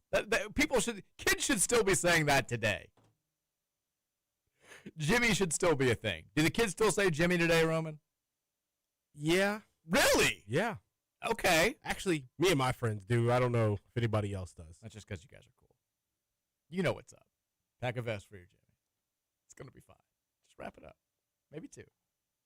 It's the 4 o'clock hour of the Mike Rutherford Show, presented by United Mechanical, 1450 96.1 Big X Sports Radio. Didn't take a lot of text there before the break, so we'll rectify that coming up here at 502-414-1450. That is the Game Day Men's Health text line. Maction started last night, Roman. It did. Tuesday night Maction. Made a couple bets. Did not win. Parlayed. I was right about was it Akron who just beat the hell out of Kent State? No, not Kent State. Akron played somebody. Maybe UMass? Yeah. And beat the hell out of them? Yeah. But I did take Miami of Ohio. Money line to upset Ohio in the Battle of Ohio, and unfortunately, that did not happen. Almost did. Almost did. I think they played in the MAC championship game last year. My brother's a Miami U alum. Our boy Kent Taylor, Miami University alum. They called it J. Crew U back in the day. They didn't get it done last night, but tonight we have more action. Kent State, Ball State at 7 o'clock on ESPNU, and then Northern Illinois and Toledo at 7 o'clock on ESPN2. None of those teams have winning records either overall or in conference play, which means it's going to be fun as hell to bet on. This is the perfect night. I've got one last gripe before we go back to the text line. College basketball sometimes can't get out of its own way when it comes to scheduling. You've got, two bad college football games on tonight. Love those. No NFL. No, nothing really overly competitive in the world of sports on television. And there are no games of note in college basketball. You've got, I think, you have 35 games tonight. 21 of them are D1 teams playing non-D1 teams. And then the other 14 are all some form of bye game. The only nationally ranked team that's playing tonight is number 25 Creighton, who's playing South Dakota at 8 o'clock on Peacock. Go Coyotes. Love my Coyotes, but that's the only semi-meaningful game, and Creighton's a 30-point favorite. There's nothing there. That's surprising that they messed that up. It's silly. And Thursday night, you're competing against the NFL's back, better college football. You've got a couple of games of note there, and then you've got Friday night, 7 o'clock, North Carolina, Kansas. Give me North Carolina, Kansas on Wednesday night. Flex that game up. It's going to get lost in the shuffle on Friday night. Silly. Again, college basketball scheduling, sometimes they don't seize the moment. They don't grasp opportunities, and it hurts the sport. Again, not the biggest deal in the world, but it would be nice to have a big-time college basketball game to watch tonight with nothing else really going on. Texter says, 502-414-1450. Duke Watson, question mark. We'll find out tomorrow night. By the way, there will be no Jeff Brom radio show tonight. Typically, the Jeff Brom radio show would air tonight from the Roosters in Fern Creek, and it will be on our sister station 970 WGTK. They canceled it because of the tragedy with the plane crash yesterday. So no Jeff Brom radio show this week. It'll be back next week, which means the earliest that I think we'll hear anything on Duke Watson's status will be when they have their first injury report availability tomorrow night at 8 o'clock. Texter says, Dave, teacher from Jeffersonville, said, I think this failed to send on Monday, but agree or disagree? One, U of L football is in a sneaky good position for the playoffs. If we win out and lose conference championship game, we'll sneak in. Disagree. Obviously, we don't know what's going to happen with the rest of the college football world. It's possible if we went 11-1 and played. Who'd be the best team we could play rankings wise? Probably Georgia Tech. Yeah. Or I guess a rematch with Virginia if they go 11-1. Like maybe we could sneak in. I think from the first CFP rankings, they've made it abundantly clear that they're going to do everything they can to make sure that doesn't happen. So I don't necessarily agree. Roman, agree or disagree? I think there's a path. I think there's a chance, but I'm going to ultimately say no. With how they're seeming like they're viewing the ACC right now, Mike, they only want one in. Mm-hmm. It's apparent, so you got to win it. There could be a perfect storm. I'm not going to say I think impossible. Georgia Tech and a couple of other teams. Georgia Tech, if Georgia somehow drops a game and loses to Georgia Tech, and Georgia wins out, obviously, and we lost to them, maybe? Yeah, that could be a little bit different. I think we would need some of these teams that have 2 losses right now. The Texases of the world. They got to lose twice. Like you need Texas to lose twice. You need Notre Dame to lose once because you can't justify Notre Dame at 9-3 with that schedule and beating nobody of note. We would need who's the other one? Oklahoma. If they lose twice, you would if all of those things happen, then I could see us getting in at 11-2. His second one, SMU winning was good for U of L. It gives us a chance for another high-profile win. Yes, I disagree. I think the better result would have been Miami winning. I think the whole conference now looks worse. They kept Miami high enough to where if they can just not lose again, it can still be a good win. Yeah, but they're 18th. I mean, people were shocked that they were that low. They had the best resume in college football 4 weeks ago. And now they're 18th in the country after 2 narrow losses to pretty good teams. The problem with SMU is if we're comparing ourselves for the last spots with the Big 12, they played 2 Big 12 teams and kind of got smacked by both of them, and they aren't 2 of the best Big 12 teams. Baylor beat them by 3, hung 48 on them, could have been worse, and TCU beat them by 11. That's not ideal. Like, I don't think that even if they beat BC this week handily, they're not going to be a top 25 team when we play them, which sucks. It would be nice to have a quality win. I want James Madison in those rankings. If we have 3 top 25 wins, and we have that hypothetical where we go 11-2, it'll be difficult to keep us out. Now, I don't think Pitt's going to stay in the rankings, but you know what would be really great? Pitt plays Notre Dame in 2 weeks. That's one that you have to circle. Now, none of this matters if we lose this weekend or if we lose next Friday against Clemson. That should go without saying. We've got to win out. But if we do win this weekend and then we knock off Clemson a week from Friday, that Saturday, circle this bad boy. Pitt at home against Notre Dame, noon kickoff on the ACC network. If they win, that's huge for us in multiple ways. That'd be a big one. Would be. Dave's third point. If we get a rematch with Virginia, we're going to win by 2 TDs. No, I agree with this one. I think we would smack Virginia if we played them again, if we have a healthy Isaac Brown. Yeah, that was where I went first, is that if you don't have Isaac, I don't know, but yeah. I don't know if we're smacking anybody without Isaac. Not really smacking people with Isaac. As long as we win. I've changed my mindset. I now want us to win every game by like 5 points. I just go through the playoffs, winning every game, looking bad, and having the fan base just be like, I don't know if we're good. If we're 14-1. We've beaten 7 ranked teams. We just don't look good ever. That's what I want to happen now. I want us to be the least impressive 15-1 national champion in the history of football. But I do think that we would. I don't think Virginia's good. I don't. 4, the Clemson game will be a sellout.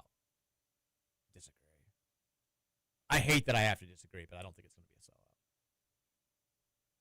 Roman, what say you? I don't think so. They're not good enough. We've had 2, I think, since the stadium expansion, and it was the Notre Dame and Kentucky games 2 years ago. Friday night games we do well, but it's still a little bit tougher to sell out, especially you've got high school football playoffs going on. That'll keep some people away who have kids playing on those teams. I think it's almost more likely, okay, if we win the next 3 weeks, and I know Kentucky is not great, but if we're playing that game and we're ranked like 10th in the country, and it does feel like there's a possibility that we could get into the playoff as an at-large team with a win there, and you get a good kickoff time, I could see that game being one where you get like 59, 60K in the building. Because you'll have a decent amount of Kentucky fans, as always. I think that could be a sellout. He said 5, if the ACC this year only gets 1 playoff team, this conference is cooked, assuming we have multiple one-loss teams. I think that maybe that's a little bit. We're not in an advantageous position, but we knew that going in. And the moment that became very apparent was when Florida State got kept out 2 years ago. Yeah. If they weren't taking a 13-0 Florida State team. All because their quarterback got hurt. Yeah. They were looking for an excuse. And if they were putting multiple one-loss teams above a 13-0 Florida State team, which, by the way, hammered one of the best teams in the SEC at the beginning of that season, then you knew that was going to be kind of the deal. I'm sorry, I just got distracted. Lance McAllister put out a tweet saying the odds to land Kyle Schwarber in free agency, the Reds are the 5-2 favorite. And I immediately got an erection. It's all good. I'm distracted. Barcelona losing 2-1 in the Champions League right now to Club Bruges. So are they out if they lose this one? No. No, because it's that table set up, now. But pretty much, yeah. We can't get a third loss. Texas, I loved opening up the Card Chronicle website and seeing my grandparents as the header for news and notes. The whole family group chat told them they should have been wearing the CCPM. Normally they do travel with it. Also, thank you for being so respectful and talking about the airport tragedy. We'll get this together. Card Strong. Shout out to your parents. Apparently had a great trip to Lisbon. Sent in a picture. Flashing the L's. Lovely couple. We love them. Texture says, but 12 teams, there will be more access. Well, look, I mean, there is more access. If this were a 4-team playoff, we'd be out. Like, there'd be zero hope whatsoever of us having any shot to play for a national title. It still isn't the level of access to the a group of five. Any conference besides the SEC and the Big Ten probably doesn't have accurate representation. Now, there was a proposal during the offseason from, I think it was the Big Ten commissioner, talking about they want to go to a 16-team playoff where you've got 4 automatic bids for the SEC and the Big Ten and 2 automatic bids for the ACC and the Big 12. Even though I think, wouldn't you love that right now if we were guaranteed 2 spots? Because all we have to do is basically get to the conference championship game. Yeah. And if we're 11-1 and we could lose by 1 million, we're going to be that second team that gets into the playoff in all likelihood. I still think for the betterment of the sport, it's ridiculous to have a setup where conferences are guaranteed multiple bids. You should still have to go out there and earn it. It's not fair. And I respect Jim Phillips for saying, look, like that'd probably be a good thing for us, but we're still going to reject it for the betterment of the sport. We're going to put the betterment of college football ahead of our own personal needs. But would it be nice to have it right now? Sure. But still, this is how giving we are as a fan base and as a conference. I'm willing to put college football ahead of ourselves for now. If we get screwed this year, then I'll be like, oh, give me that. Texas Lazard guy here. Notre Dame at 10 is ridiculous, but Utah ahead of us is the most egregious. Have to win in Charlotte or you're out. Ridiculous. Who's Utah's best win? Cincinnati. Was Cincinnati in the rankings last night? No.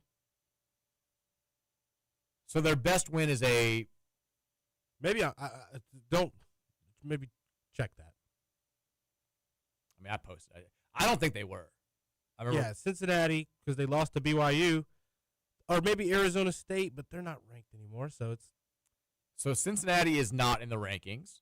Arizona State is not in the rankings. Utah, that means they're a 2-loss team with a grand total of no wins. Yeah, they've got no wins over teams in the college football playoff. And I mean, congratulations, 2 good losses, I guess. Home to Texas Tech by 24, and then on the road to BYU by 3. I think they might have been winning that BYU game. It doesn't matter, but just they were playing from behind for most of that game, but they were in it. It was a competitive game. So we've got 2 top 25 wins and 1 top 15 loss. Utah's got 0 top 25 wins and 2 top 15 losses, and they're ahead of us for, again, vibes. What's going on here? Utah also, we mentioned the SEC teams. They've got, Texas and Notre Dame and Oklahoma, these power teams that have multiple games left against top 25 opponents. Utah is not, that's not the case with them. They're at Baylor, home against K-State, and then on the road against Kansas. Go ahead. I still just can't wrap my head around seeing a Virginia team that lost to NC State ahead of us, Mike. We're their best win. Florida State, not really that great of a win, honestly. They're Virginia stinks. Virginia shouldn't be up there. They should not be up there. I'll never understand that. It shouldn't be allowed. It's weird because it's like they use the head-to-head as the tiebreaker against us. is this really a situation where the head-to-head needs to, like, shouldn't it be at this point more about the overall resume? Because if it's just head-to-head, why is Notre Dame 8 spots ahead of Miami? They're like, well, it's the different direction of the programs. We've got better wins than Virginia. We've got a better loss than Virginia, ironically, because it came against Virginia. Our resume is stronger than Virginia's. Every single advanced metric says that we're better than Virginia. But it seems to me like they were like, well, we can't justify having Louisville ahead of Virginia when they lost head-to-head. Why not? You didn't use that as the tiebreaker in a lot of these other rankings. Why did it come up against us? And if it's about the eye test, you're telling me that Virginia looks like a better team than we do? Come on. Texture says, Roman says, apparently I'm in the minority here. The playoff committee is ranking teams based off the eye test, and between that and Notre Dame's 2 losses against 2 top 10 teams at the time is why I'm not upset at them being ranked above us. I also definitely think they would be favored against us on a neutral field, too. Cool that you want them above us, just that high. They shouldn't be that high. I would say that if we weren't up there. I mean, based on the rankings, too, if we played on a neutral field, I think they would be favored against us, but it'd be like a 3.5-point spread. Because there are 2 of the 3 predictive metrics that the committee utilizes have us ranked above Notre Dame. Again, I think it all comes back to having a healthy Isaac Brown. If we had a healthy Isaac Brown, I'm not guaranteeing that we would beat Notre Dame. I sure as hell think it would be a close game.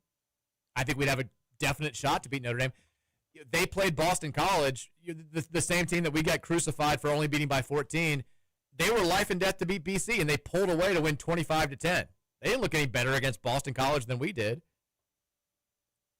They've beaten a bunch of bad teams. They've got no quality wins outside of USC, who's only ranked 19th, I think, to justify having Notre Dame in the top 10. Texter says, what is this? Oh, roll call, political text. I'm not reading that. Texter says, had a surgery 2 years ago and was starving after I got out. If you think drunk Taco Bell is good, you should try it on the come down from the good stuff. Also, Notre Dame 5 spots above us is wild. Yeah, Mary was slamming crackers at the hospital yesterday. That's all they would give her. We got home. She had white cheddar popcorn. She was ready to go. Drinking ginger ale. She's living life. She still can't walk around for a couple days. We got her a cane from my dad. It's so fun. So she needed something to help her walk.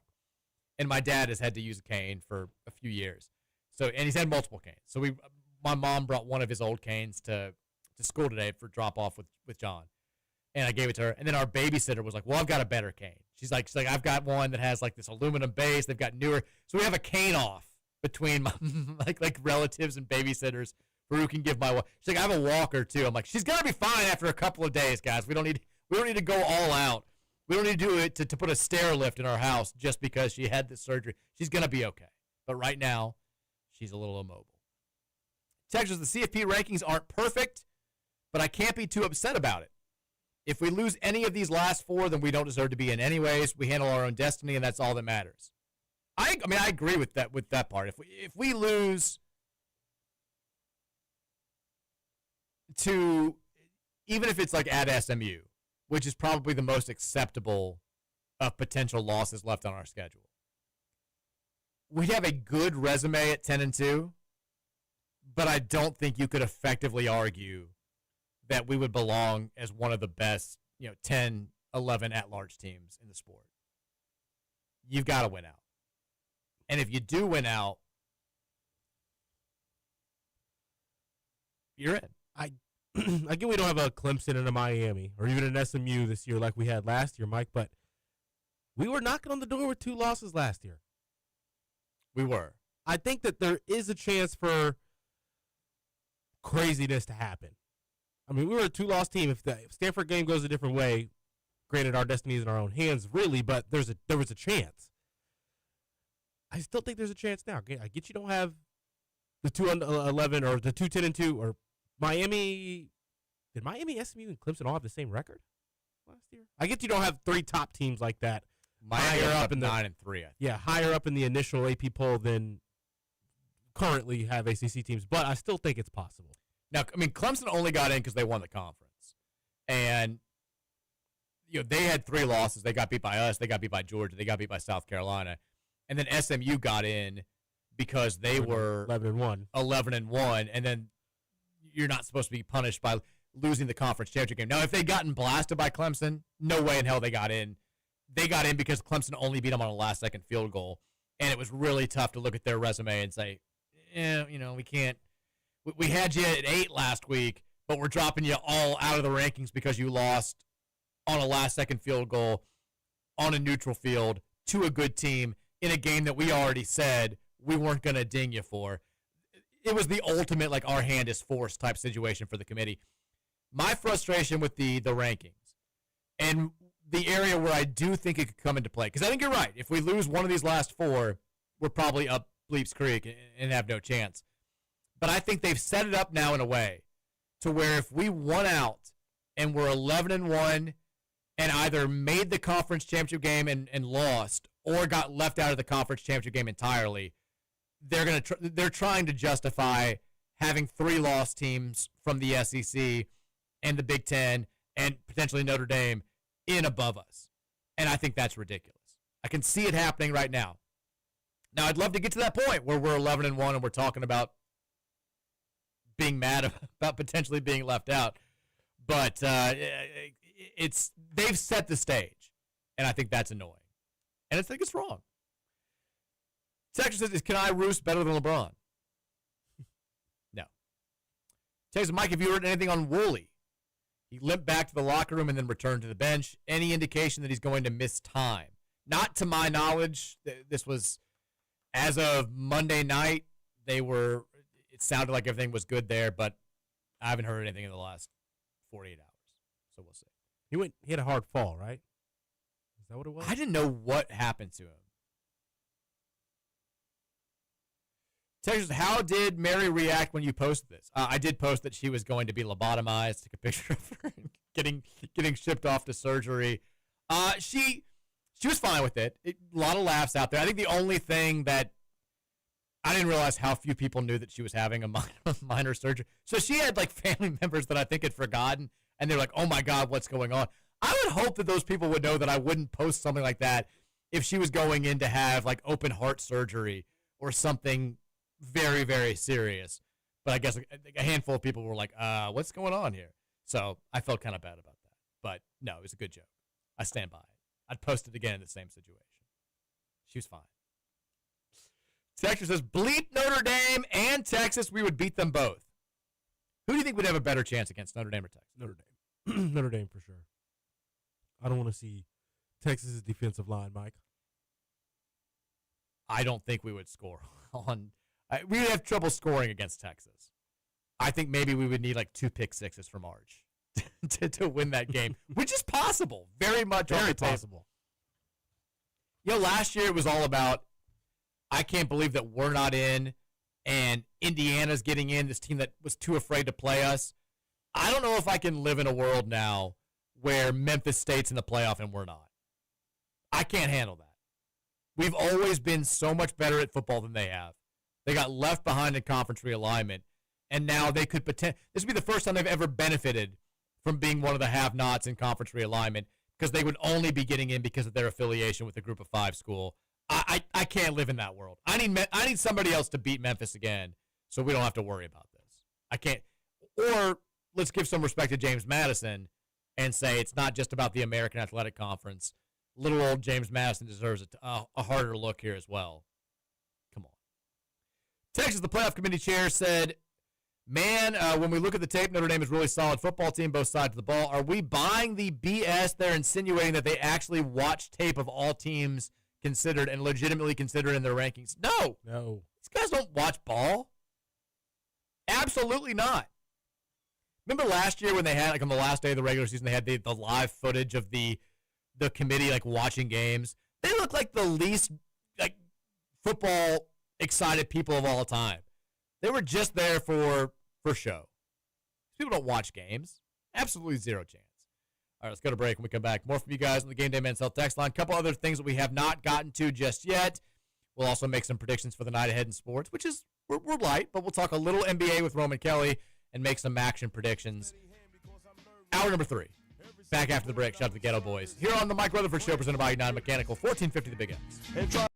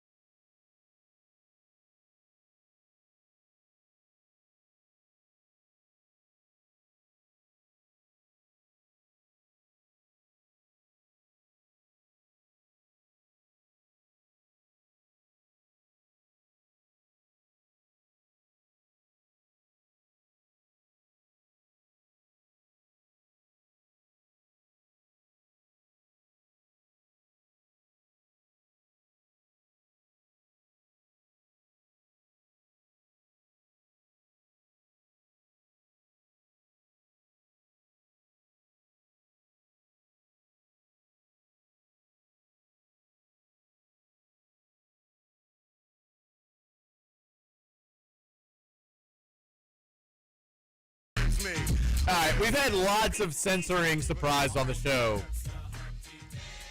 Bleeping out Burger King is maybe the most new one. I mean, it's the most famous line in the song, Roman. He once got busy in a Burger King bathroom. They said bathroom. They said get busy. They bleeped out Burger King. Do they not have the rights to use Burger King on the edited version? Yeah, that's all I could think of. Incredible. Final hour of the Mike Rutherford Show here, presented by United Mechanical, 1450, 96.1, Big X Sports Radio. If you've been hurt in an accident or hurt on the job, call the Collier Law Firm. Tony Collier and the crew over there. Again, over a decade's worth of experience. They're still around. They're thriving because they get results, and they pass those results along to you, which is why their attorney fees start at just 25%. If you go with a bigger firm around this area, sometimes they don't even live in Louisville. They're posing as Louisville fans. They just want your money, and they're going to keep as much of your recovery money as they possibly can by making you sign a contract that's going to put 40 to 45 or 50% back into the firm's pocket. At the Collier Law Firm, they got your back. They don't have your wallet. Call them today, 502-736-8141. You can also visit them online at ColyerLawFirm.com, COLYER lawfirm.com. Hurt in an accident or hurt on the job, call your law firm. Roman, are you ready for a crazy stat? Always. Love crazy stats. This is via Charlie Bolello, who's a chief marketing strategist at Creative Planning, got a big social media following. He's big on nuggets like this one. So legalized sports gambling has clearly been a big change in the sports atmosphere over the past 4 or 5 years. Over the past calendar year, so this is, I guess, 2024, Americans bet over $148 billion through legalized sports gambling apps and casinos. That's more than Americans spent on movies, books, concerts, and tickets to actual games combined.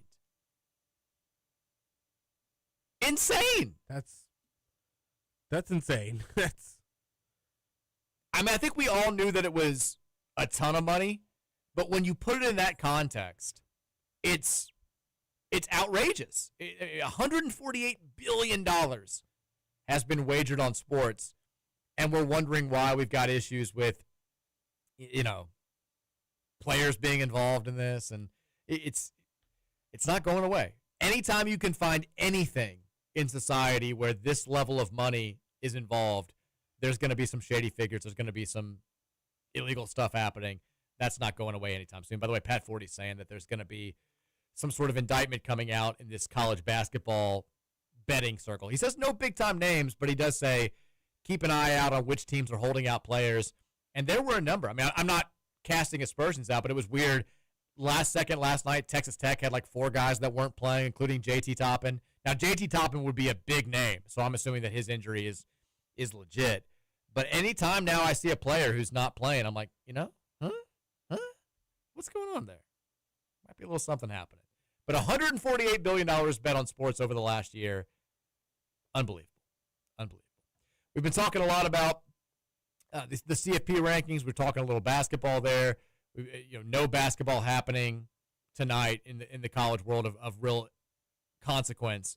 But a couple other tidbits to get to. We do have the men's soccer team playing tonight in what could be their final match of the season. Really promising start to this year. They knocked off number 1 Stanford. Unfortunately, that ended up being their only ACC win.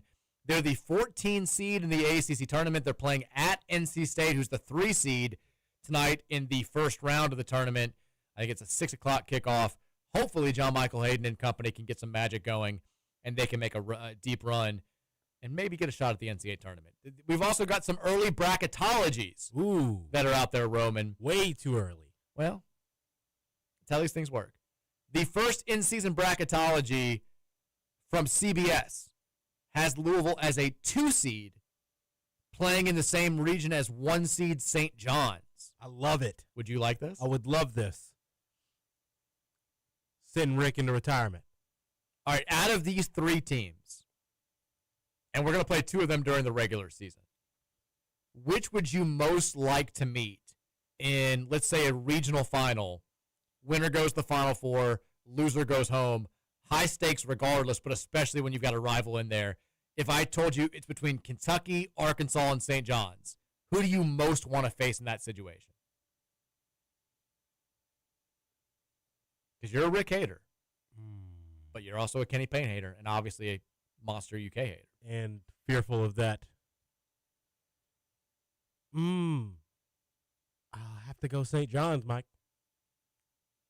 More basketball reasons there than fan reasons. I was going to say, St. John's is a 1 seed in this bracket, and both Arkansas and Kentucky are 4 seeds. I do not want to see that Arkansas team.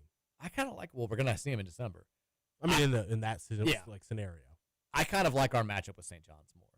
I'm not fully bought into St. John's this year. Now, Rick will get the most out of them as he's maybe the best to ever do it for a reason, but they got some weird pieces. Yeah. JQ's not all SEC caliber. Kentucky's not going to be there. I think I heard you guys talking about this a little bit yesterday when it comes to the rivalry and potentially playing, Kentucky in the tournament. I think if you're on either side of the rivalry, you want the game in the tournament if you're the underdog. You absolutely don't want it if you're the favorite. Like when we played them in the Final Four in 2012, and they were a 10.5-point favorite, and it was very much a national championship or bust for Kentucky. We had nothing to lose. We were just, I want to say, happy to be there. We'd made this crazy March run, and if you beat them, it's the greatest thing in the world. You've ruined Calipari's best chance to win a national title, and if you lose to them, it sucks because it's Kentucky, but also nobody expected you to win that game, so you kind of feel like you're playing with house money. On the flip side, when we played them in 2014, we were the favorite. It felt like we had the better shot to win a national title. And when you lost them, it was a very much like all is lost. The world sucks. Why do I even watch sports? I can't think about anything else for 2 weeks type depression. It was terrible. It was awful. So if we're in this scenario, I don't want any part of Kentucky if we're a 2 seed and they're a 4, because that means people expect us to win that game. Same with Arkansas. Can you imagine getting knocked out of the tournament by Kenny Payne? No. I don't care if he has nothing to do with it, which he wouldn't. I don't want him to be on a bench shaking my head coach's hand after a loss that ends our season. I couldn't live with it. Couldn't happen at all. A couple other things to get to before we go back to the text line. The Field of 68, they updated their daily rankings. They've got us at number 6 right now, one spot ahead of Kentucky. David Cobb, he's been updating his rankings of every college quarterback, or at least the top 50 college quarterbacks in the FBS. He does not have Miller Moss in the top 50. Do we have an issue with this, or do we think that that's probably in line?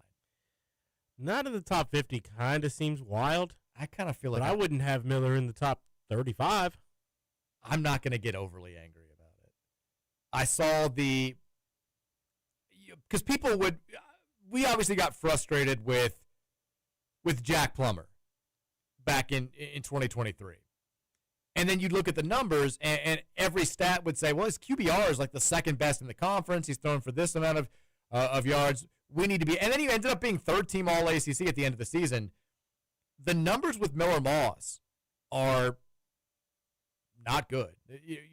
This is not a quarterback-heavy ACC, and I think he's got the 9th best QBR rating in the conference, which has 17 teams. I think it's pretty easy to justify not having him as a top 50 quarterback in the FBS right now. I would argue, kind of like you, he could be on the back end of that top 50, but I'm not going to get enraged. Not at all. About him not being there. He did. I mean, it's crazy saying that because he had like a crazy 3-game stretch where the numbers were very good. He did, and did not continue. And now we're asking him to not do very much. He's going to have to do more. There's going to be a game in this stretch with Isaac Brown out that he's going to have to go out there and win us. He still doesn't have a touchdown completion longer than the one to Chris Bell versus JMU, if I'm not mistaken. I can't think of one. I mean, when's the last? I think he's thrown one deep pass up the sideline for a touchdown. All of his quote-unquote deep throws since the JMU game have been like 25 yards over the middle, or just simple dink and dunks that Bell or Lacey have taken. Yeah, the pass to Bell was a 10-yard throw. 15-yard throw. He took it to the house. Unless Duke Watson shows up fully healthy, looking like Isaac Brown light, we're going to need him to put up numbers. I mean, Clemson put up 45 against Duke last week. And I know Duke's defense is bad, but they always get better as the season goes on. And specifically on offense. And they're now starting to find their footing a little bit. Klubnik's got ability. I told you he wasn't very good, but he's got ability. That's the game that I look at, and I'm like, we may need Miller to go out there, especially with Clemson being so stout on their defensive front.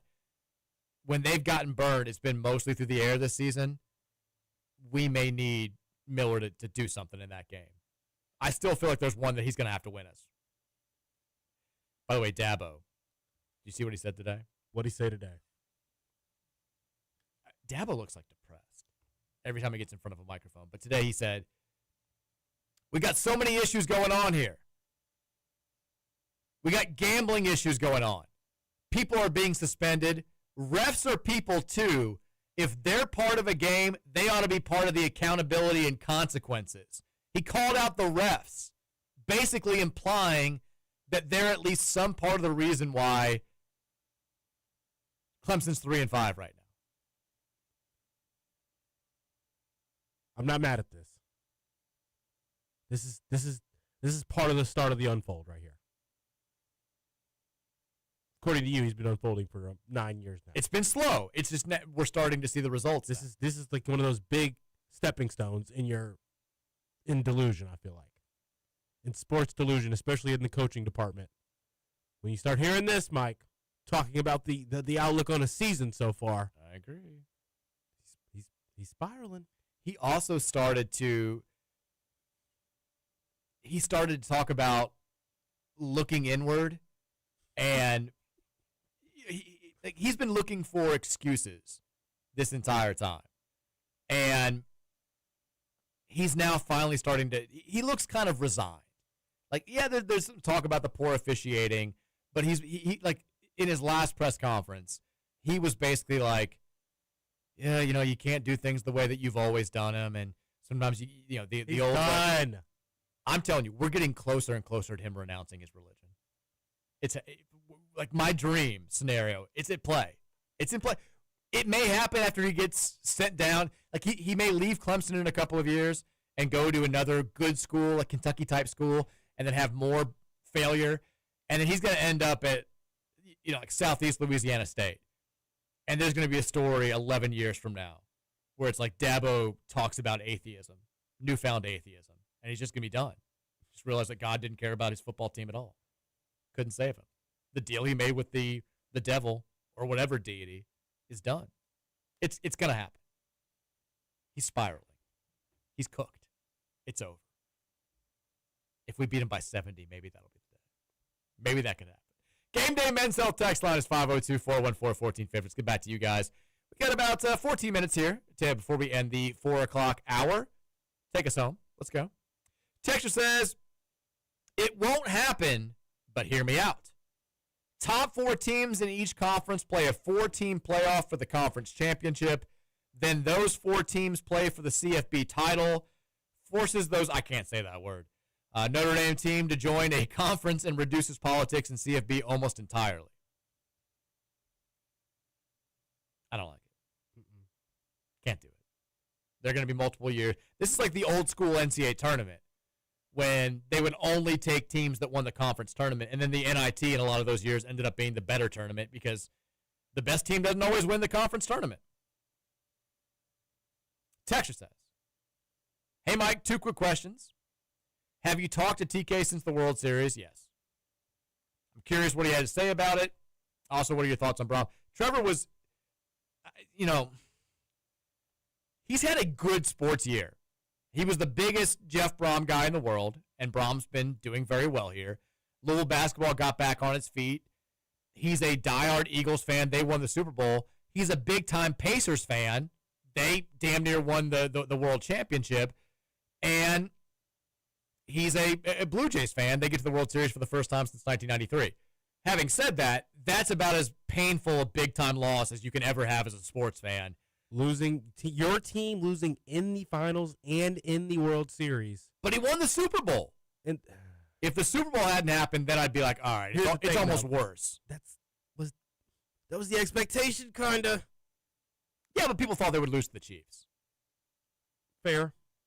He did. They were underdogs. I mean, he very much was. Eagles lost in the Super Bowl away from the most bittersweet year as a sports fan you could ever have. For me, being fearful of us losing in the Final Four or something now. Yeah, that's what I'm saying. Like it's a little bit terrifying. But the Eagles won, so I don't feel that bad for him. I feel bad for him still. I feel a little bit bad for him. They haven't been since '93. Miller Moss throwing for Pacers 525. Miller Moss tossing for 525, and the Natty's going to make up for it. It'll heal those wounds. He'll be fine. We said, what are your thoughts on Jeff Braum choosing to go for it on 4th down versus VT? Personally, I was really irritated we didn't take the 3 points when we were down 2 possessions. I mean, I was more irritated that he punted from our 37 and netted us 17 yards. I'm telling you, I think Jeff's gotten addicted to these close games. He likes it. It's like a drug to him. We're on their 37. We had the wind at our back at that time. It wasn't strong wind, but we still had the wind at our back. We've got 2 of the biggest leg kickers we've ever had. Didn't understand that in Ranvier and Keller. We're only up. We're up 5. It's 21-16. We've got a terrible punter who knows how that's going to go, who already had one blocked, and we punted into the end zone. We only gained 17 yards. Either go for it or kick the field goal. Now, obviously, it worked out. He was just banking on our defense. I think he just wants to keep games close. I don't think he knows how to coach when we've got too big of a lead or we're behind by too much. He only knows close games in the fourth quarter. He's addicted to it. Just chasing that high. Riddler texted in, said, Riddler, I'm not buying the Kenai leap until he does it against these does it against those unathletic bums down the road. I also wanted to give huge props to any and all involved with the plane crash response yesterday. Certainly, yes. Could Kenai be an X factor against UK? Yes. Sure. By the way, UK fans are already doing the... You know they're going to. You knew they were going to. They better beat us.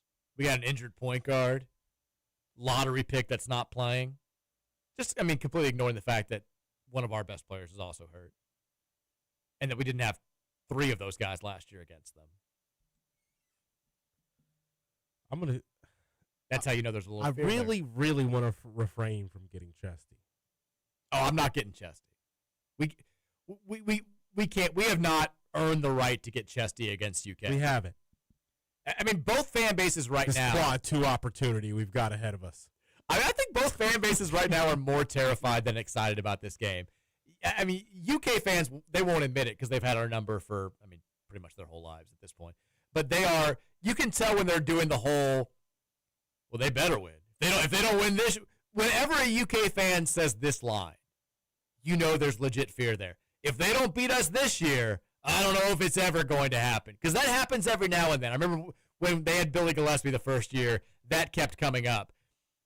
And you're starting to hear it now. If you can't beat us without maybe 2 starters, you just need to pack it up. That means you're scared.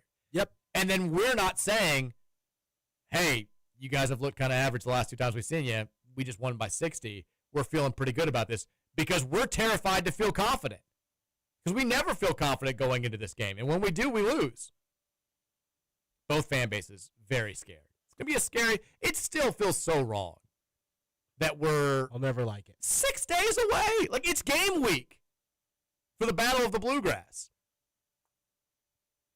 We're not even talking about the football game because we got 3 games to play before the football game, and yet basketball's right there. It's so weird. Football, they should be playing first. Basketball, they should be playing last. Can I say something, though? Say it. If we go out there and we win by like 15 this year, we got to fight tooth and nail to make this early November every single year. I don't care when they play the game. I don't like this. I will love it if we win. We're playing it when we have the best chance to win it. If we win this one, Josh Hurd needs to strong arm UK, and he should refuse to play the game if they don't play it the second week in November every year. Do what they did to us back with the football rivalry back 20 years ago, and they're like, we're not playing y'all first game again. We'll play third game because we were kicking their ass every single year. You fight. You say, no. We've got one open date. It's November 11th every year. Play us or don't. Of course, then UK would just say, well, we're not going to play. Text that I'm mad at the CFP rankings because on paper we got robbed. On the other hand, I've seen this team play every week, and deep down, I have this nagging suspicion that I know we aren't top 10 good. We could be. Look, we're on the trust tree here. Fully healthy Louisville team with a Miller Moss making smart decisions in a short passing game. Could be. Everybody listening, and we can keep this here. You don't need to admit this to our UK friends. We don't need to admit this to our Notre Dame friends. We all have the same thought about this team. We're all secretly terrified that we're just not good. I think we know the defense is good. I think we all know the defense could play with anybody. The thought of Miller Moss going up against like Texas in a playoff game is terrifying. Now, it may work out. We were terrified of playing Miami. Worked pretty well. I trust Jeff Brom to consistently put this team in the best possible position to win the game that it's about to play. But if we don't, like, Isaac Brown's a difference maker. Chris Bell's a difference maker. If those guys aren't fully healthy, I don't think we got shots to beat good teams. And even if they are fully healthy, we may not have the quarterback play or the offensive line play to beat really good teams. None of that changes the fact that we're 7-1 and we've got a very solid resume. Very true. That's what we harp on. Do we have to really believe that we're a top 10 team? No. Do we have to argue that on paper we're a top 10 team? Yes. We don't admit it to anybody else. I'm only admitting on the show. You get me on ACC Network, I'm ranting about this. I mean, we should be ahead of Notre Dame in these rankings. Do I think that we'd throttle Notre Dame? No. But we don't have to say that. I think we would. We keep it right here in the trust tree. Keywan Brown's better than Jeremiah Love. If they ask me. Miller Moss Miller Moss, he needs a test. He can't get up for teams like Boston College and Virginia Tech. He's ready to ball out against Notre Dame. That's what he's waiting for. Look, Jeff's been playing his stuff close to the vest. He knows he hasn't had to show his hand. That's what we decided on, right? He likes to keep the good stuff for late in the season. He's just waiting. He knows we could beat these teams without showing our full playbook. The one exception was Virginia because we had 2 fluky turnovers.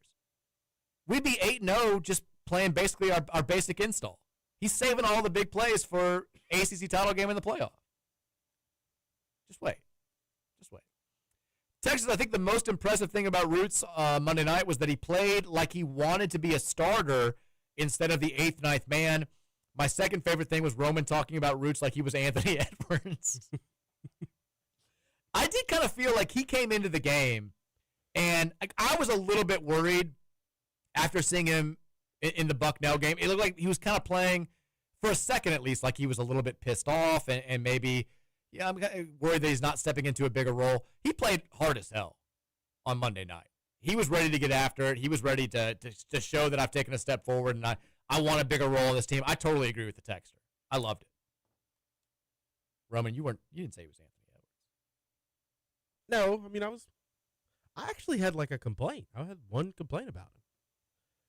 He was doing such a good job at getting to the rim or getting inside the lane and keeping his dribble alive that if you're able to do that, look at the rim a few more times. In the first half, that was the take on it. Texas, I just listened closely to the audio pronunciation of Roots multiple times on the U of L roster, and it says Ruths. No, it doesn't. On the media guide, it spells it out. Roots, R-O-T-S. You're saying it Roots. Yeah. Look at the new pronunciation guide on this year's roster. Kanai Roots. And that's why you've had the announcers the last 3 games say Roots. I don't think apparently it was the case last year, and just nobody knew. Also, Zugris is Zugaris. We'll adjust. We'll get there. This better not be like a Keywan Brown situation where U of L sends me the pronunciation guide and it's Keon. And then the head coach is calling him Keywan. And I'm like, okay, well, I'm not going to be the only one. Texture says, Tyron Stokes, yeah, we saw this. He's facing disciplinary action. Texas, P.S., I'm calling it right now. Roots is going to be the best defensive player on this team by the end of the year. He's a true wing stopper. Also, screw the CFB playoff committee. The rankings are useless until December anyway. Al Davis said it best. Just win, baby. I agree. Yeah. The CFB rankings. Well, they're not. This first one matters. They do lay the foundation. But they can also just, in the past, and it was different when it was just 4 teams that were getting in. But they used to always have some weird thing at the top where, to me at least, it was apparent that they just wanted to get attention. They wanted every sports radio show to be talking about the CFP rankings. And, I can't believe Texas A&M is ahead of, and it didn't really matter because it was like, who cares who's 3 and who's 4? They're both getting in. And now I do think they matter a little bit more initially just because if you say Texas is 11 right now, and they go out there and play a really good game this weekend, you can't justify dropping them below a team that's where we are at like 14, 15. You're laying the foundation now for what the rankings are going to look like in 4 weeks. And we're in a disadvantageous spot. No question about it at 15. Texture says, I can't believe, text group, don't do it. I can't believe we still haven't seen this team with Pryor. My goodness, it's going to be scary. It is. I mean, when's he going to be close? I don't actually think he plays in the next 2 years. He's not playing against Kentucky. Yeah. I mean, I don't think we're going to see him until like late November at the earliest.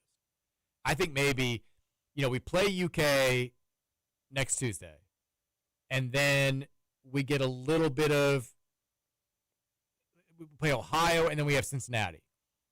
And then you get the games on Thanksgiving week are Eastern Michigan and NJIT, and then there's a break before you play Arkansas. I can see him getting a little bit of run in what should be 2 easy wins for us on Thanksgiving week, and then hopefully being able to play meaningful minutes. I mean, after that, it's game on, because then you've got 4 consecutive games against Arkansas, Indiana, Memphis, and Tennessee. You would like to have him for that stretch if he's healthy enough to play. That would be when I would like to see him. All right, going to go to a break. When we come back, 5 o'clock hour, we'll run through as many texts as we can, make some predictions for the night ahead, and then call it a day. It's the Mike Rutherford Show, presented by United Mechanical on 1450 and 96.1, the Big X. Joe is back at Everything Concealed Carry with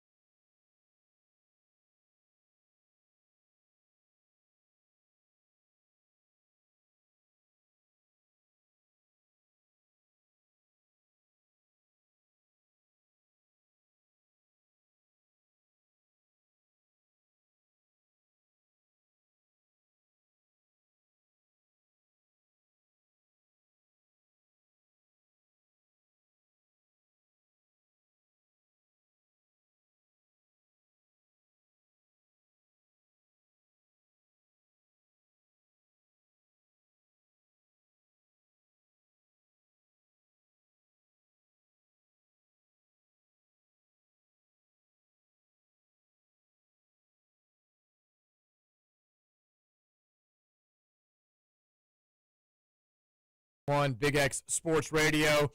We'll get back to the Game Day Men's Health text line at 502-414-1450 here momentarily. We mentioned kind of a light night ahead in sports, a couple of action games, no real big college basketball action. It is a full night of NBA.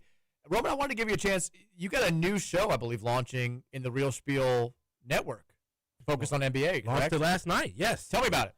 It's called The In and Out Show. It's going to be a weekly NBA podcast where we basically just update what we are believing is happening in the NBA and the landscape of certain teams and players basically each week, saying, I think these teams are on path for this based on what we've seen here, and these players on path for this, giving live updates on basically who we think is going to win awards and whatnot, and bold takes for later on in the season, airing on YouTube and on my X until I get that shifted over to the Real Spiel X account. Don't really have enough followers for that yet. But, yeah, excited to finally be talking NBA stuff weekly. Got a co-host, a buddy of mine who does some media stuff up in Cincinnati. Big NBA guy, Celtics fan. So we've got a Lakers co-host and a Celtics co-host. That should be interesting going forward as well, even though the Celtics aren't very good. But, yeah, I'm excited. It's awesome. Go check it out if you're interested, if you want to catch up on some NBA news. Very cool. Big-time matchup tonight for your Lakers taking on the Spurs. Luka's back, right? He's playing? He should be. Yeah. You never know. Luka, Wemby, Austin Reeves, Wemby. Big-time showdown, 10 o'clock on ESPN. We'll pick a winner here momentarily. Also just saw that Drew Brees has been added to the broadcast staff at Fox now, taking over the role that Mark Sanchez had occupied before his legal issues. Speaking of, did you see the Tom Brady story from yesterday? I did not. Cloned his dog. What? So, like to get an exact breed? Yeah. He loves his dogs. He loves his animals. And he admitted yesterday that the dog that he had a dog die in 2003. And he's had a new dog since then. The dog that died in 2003 was Lua. And he knew she was going to die. And so he had blood collected and had the dog cloned by Colossal Biosciences, which is a company that he, I guess, invests in, a biotech company, and confirmed that his new dog, which I guess is like a year and a half, is a clone of Lua. I don't like this. I don't like this stuff. Makes me feel so uncomfortable. Where's the limit? Also, from just I know you love your dogs. Everybody putting a dog down is the worst. It's the absolute worst. It never gets any easier. I'm already just thank goodness Penny's in good health, but she's 9 now, and you start thinking about it a little bit and how tough it's going to be on the kids. It's the absolute worst. But there are so many dogs out there that need to be adopted, or they're going to get put down. Cloning one, spending that much money it's a placebo too. Like the dogs look the same a little bit. That's not the same dog. That's not the same dog. If you got Tom Brady, if you got him messed up enough, if you gave him an extra glass of wine, hanging out, he felt comfortable with you, you're shooting the bleep as friends, maybe smokes a little herb, I guarantee he'd admit he doesn't think he's going to die. He's one of those, he thinks that there are going to be modern advances in medicine. He thinks he's going to be able to clone himself. That's what this is all about. Probably already tried. He wants to play in the 2089 Super Bowl. He wants the clone version of himself to come back and lead the Patriots to a Super Bowl 75 years from now. That's where his mind is right now. This is all a dress rehearsal for the big show, which is his refusal to acknowledge the fact that he's going to die. I'm telling you. He's one of those guys. He's going to freeze his head. Just adopt a dog, Tom. Just adopt a dog. Yeah, let your kids go pick a pup out. It's creepy, man. Like the whole thing, it's just so dystopian. Like I don't like where any of this is going. It makes me wildly uncomfortable. Come on. Game Day Men's Health text line. You always make me feel comfortable on the Game Day Men's Health text line. 502-414-1450. Let's get to it. Texter says, selecting teams for the college football playoff is like casting for a reality TV show. The producers of The Bachelor aren't looking for the best love match. They want the most drama. I mean, you're not wrong. They feel like they gave in to the pressure last year by having SMU, not a sexy brand, and Notre Dame having to play Indiana. They want the ratings games. They want, if you can get Notre Dame, Texas, you want that more than you want Notre Dame, Louisville. Or Notre Dame, Virginia. No question about it. It's not what it's supposed to be about, but it's what it is. Texture says, it helps that Sean Miller is a slime ball. I don't even know what this is in reference to. We said it 2 hours ago. Sean Miller had a good, rooting for Duke last night. I mean, Sean Miller is a slime ball. Did you see Richard Pitino's tweet with the kid that was drinking? No, what'd he say? So Xavier looked pretty bad last night. They won, but it was a pretty close game. And Richard had a tweet after the game where he was like rebounding C-, offense was a B+, defense was a D-, and all this stuff. And this guy who goes by Jerome Hunter Fan Club said, like, Coach, my drinking was a C-. I got to do better. I know I can. I'll show you on Thursday. And Richard was like, please do better next time. Richard's the man. I love he's great. Texas says, Mike, I want to get your thoughts on this. I think people aren't as fired up for football as we should be right now because no one believes we're the 14th best team in the country. Every 7-1 team that we've had in the past, I truly thought that we were very good and overlooked. I think most people know regression is coming, and I can't get excited because I just know it's going to happen in the Kentucky game, just like the 2023 team. I can't abide by this mindset. This is football, for God's sake. It doesn't matter how you get to this position. When you get to this position, you got to take advantage. Do you realize how hard it is to get to mid-November and have your CFP dreams alive? We're one of like 15% of teams in the sport. Having beat the best team on your schedule. I don't care if it's the fluke of all flukes. You take advantage. The best teams aren't going to make the playoff every year. If we're one of those teams, then hell yeah. I don't care how we get there. I just want to get there. We're 4 wins away from having a real shot to play in games that are win and advance towards the national title or lose and go home. If you're not excited about that, I don't know what the hell to tell you. Why are you? If you can get more excited about hypotheticals in early June and daydream about what the season may be, but not actually embrace it when it gets here and these dreams start playing out, what's the point? What the hell are we doing as fans? We've played 8 football games. We got 4 left. We've won 7 of them. And we're ranked in the top 15. We can sniff the playoff.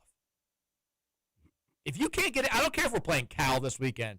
It's a decent Cal team. If you can't get excited about that, why do you invest so much of your time in this?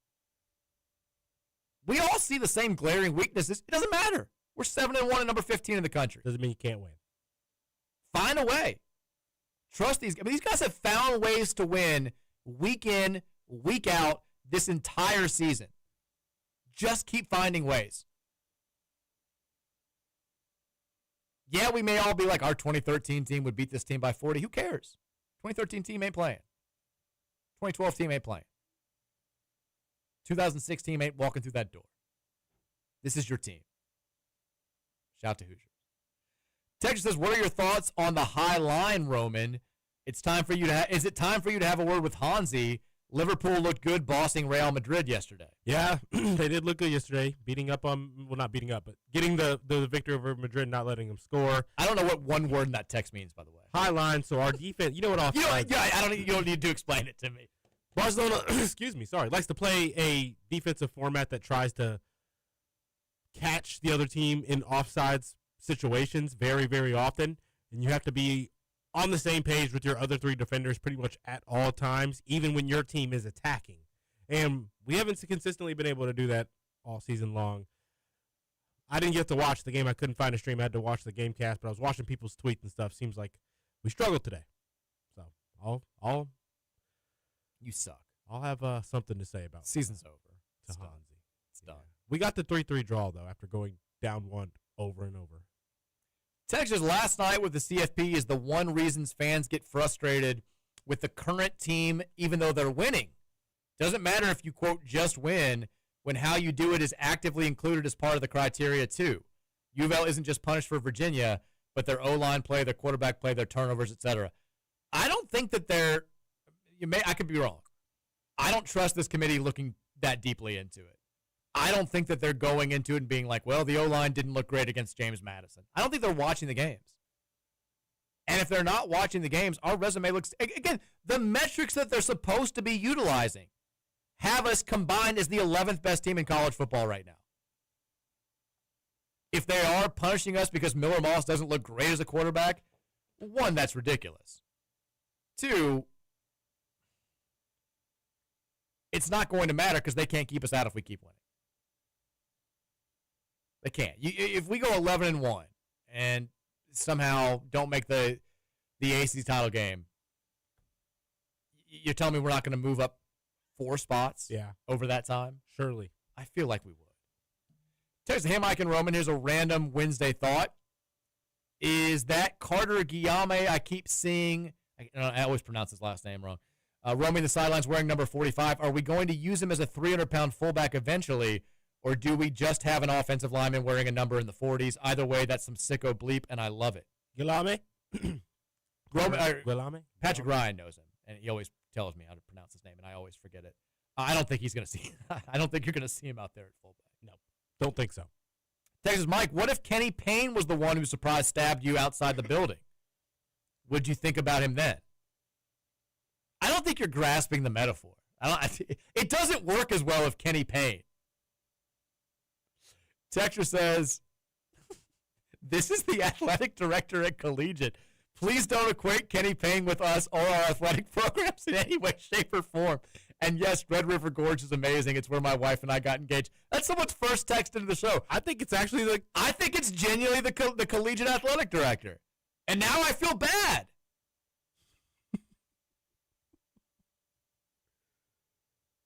It was a hypothetical, which I think holds up very well under scrutiny. Texture says, Mike, we need to take Cal very seriously. They're very dangerous. Go Cards. Oh, I'm terrified of the Cal game. The line keeps going up in our direction. Have you noticed this? It opened at, I think, 17 this week. We're 20.5-point favorites in this game. I'm terrified. There is no part of me that thinks that we're going to go out there and win this game by 3 scores. I'm fully expecting another heart attack game. I'll expect every game to be a heart attack game until this team proves me wrong. They still got a guy that can sling it. They're trying to get bowl eligible. This is a big opportunity for them to make a national statement. They've been competitive against just about everybody they've played besides San Diego State for whatever reason. I know SDSU is good, but still, they went 34-0. I fully expect this to be a competitive game. I hope it's not in the right way, but I'll be surprised if it's not. Texas, the last 4 times that we beat Kentucky, they were all 3-point games. I'm aware of that. If we beat them this time, I hope it's more than 3. But I'll take a 3-point win too. Texas, I know we're all excited about U of L athletics, but you would be remiss to not give the people what they want going forward. That's right, you guessed it, wall-to-wall Reds hot stove coverage.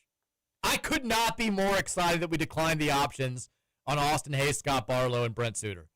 If they gave Austin Hayes $12 million, I would have historically early declared the season over. They didn't do it. I appreciate Brent Suter for the vibes. I'll miss him, but he's not good at baseball. Texas College Football Playoff Committee will do everything in their power to protect the SEC and the Big Ten. They don't want to risk getting teams in they don't think will travel well, which is BS. 2, this basketball team is going to be fun. I'm not sure I've seen a group as talented and deep as this in my 44 years. 3, we absolutely have every right to bash Kenny Payne. Sorriest coaching hire in the history of sports. He's robbing us. He robbed us of 2 years of Louisville basketball and college basketball for that matter. I couldn't watch it because it was so upsetting. Agreed. Yep. Texas, speaking of bringing back the word Jimmy, we need to bring back the word tenderoni. Is tenderoni ever a thing? What does that mean? I don't even know if I'm allowed to say it. What is tender? I'm not going to say it again until I realize that it's... Tenderoni can refer to a retired brand of macaroni, a song by MARS, or a slang term for a young person. He's a tenderoni. You're a tenderoni. I guess so. Got a tender knee here. Urban Dictionary says it's the youngest of tender meat, 18 plus, of course. When I was bebopping in the club, I stumbled across some nice young tenders. In my mind, I was like, I got to get some tenderoni pronto. I can't say that. It's a fine, young, pretty thing. Well, now I feel weird. I'm not going to say it anymore. Not going to bring that one back. It's done. Texas, I'm about to hit her with the no Jimmy. Have her walking like a penguin from Kodak. Texas, I still bring up Ron, Craig, and Sat. Not even close to enough time has passed to move on from Payne. Fair point. I mean, we've been bringing up Cragthorpe forever. R.I.P.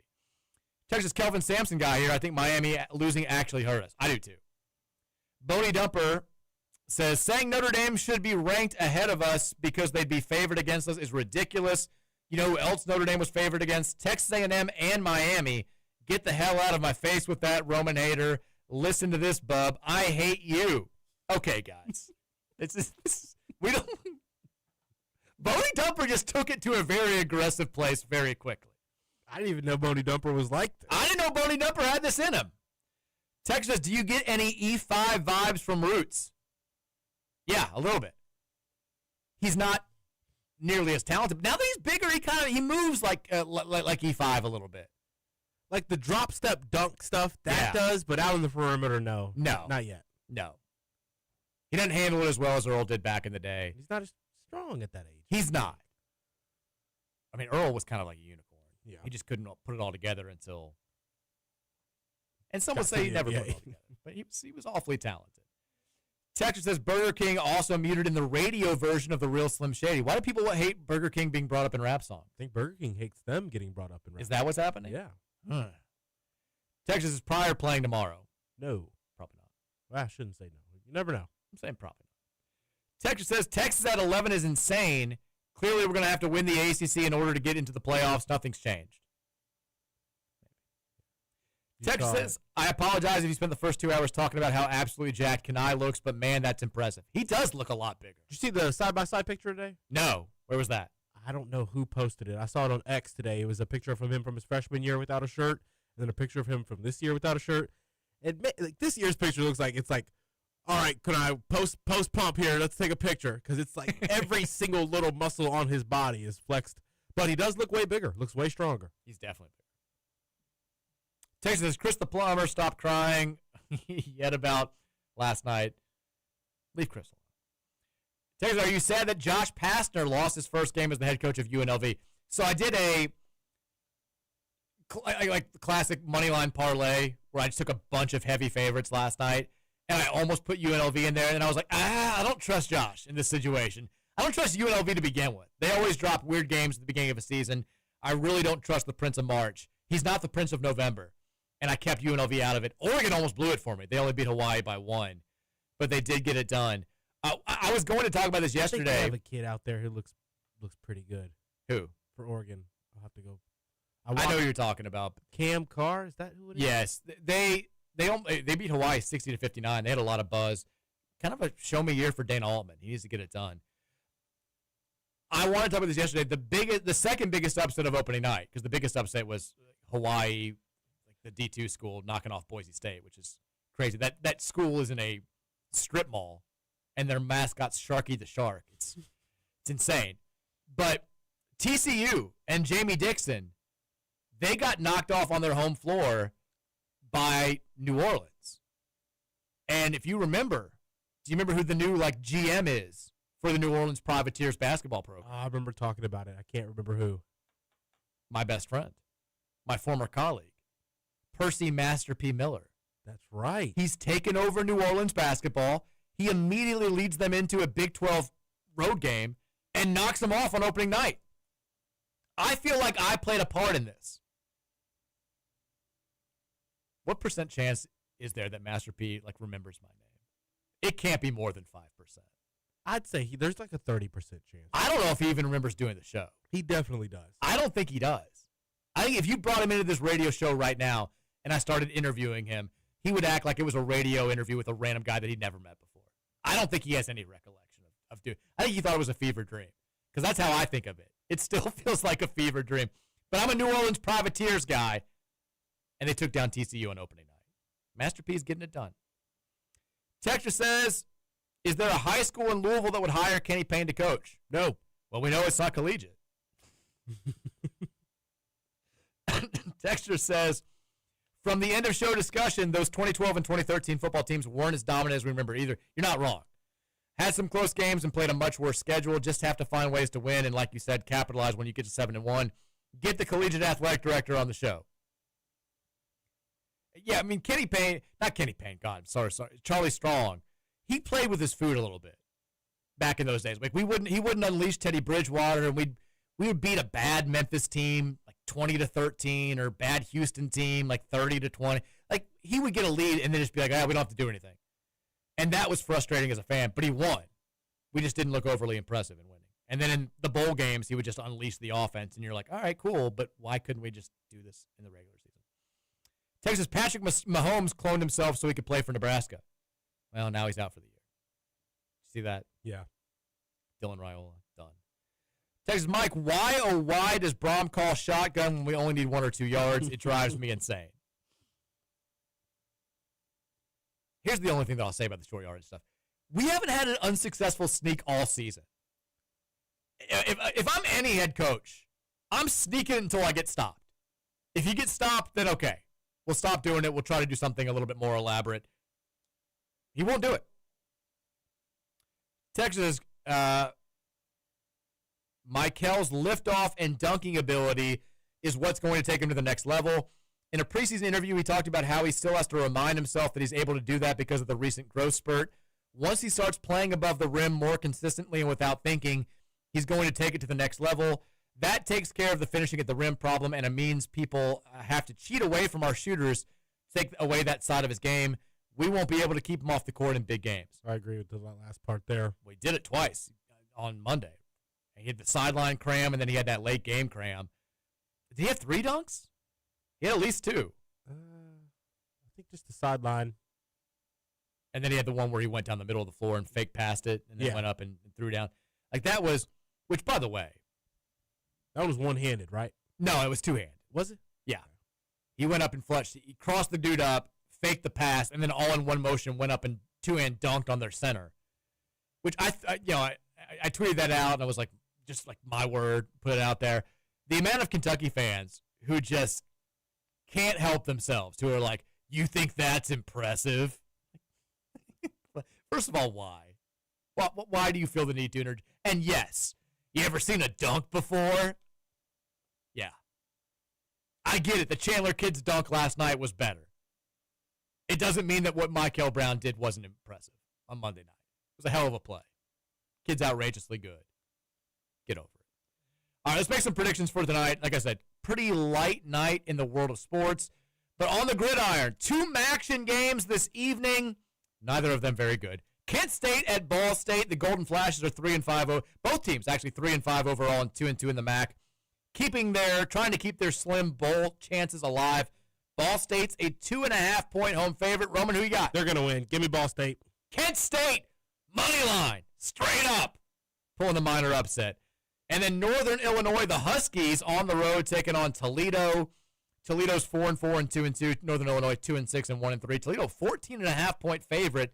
They're playing at the Glass Bowl in Ohio. Roman, who you got? No, Glass Bowl. Give me Toledo. I think Northern Illinois can pick them up. Straight up? Straight up. Covering 14.5 money line. All right. I'll take Toledo wins, but doesn't cover. And then we got ESPN doubleheader tonight. T-Wolves Knicks at 7:30 on ESPN. I don't want to spoil any ticket punches, but Knicks are 3.5-point Give me the favorites. Knicks, Mike. They were the run-in with Roman. Big bet of the day. Ooh, money line okay. straight up tonight. I like the Knicks, too. I think they win. I think they cover. Your boys then at 10 o'clock on ESPN. Lakers, Spurs. LA's a 1.5-point home favorite. Does Wemby make a statement tonight? Who you got? I really do. I'm going to trust in Ayton tonight. And I think that we can get the job done. Spurs! Money line! Breaking Roman Kelly's heart. Sorry. We're back tomorrow. It's a game day edition of the show at 2:30. Cards taking on Jackson State. We'll talk about it then. Ticket punchers up next. I'll talk to you tomorrow. Go Cards. Go Cards. The Mike Rutherford Show was brought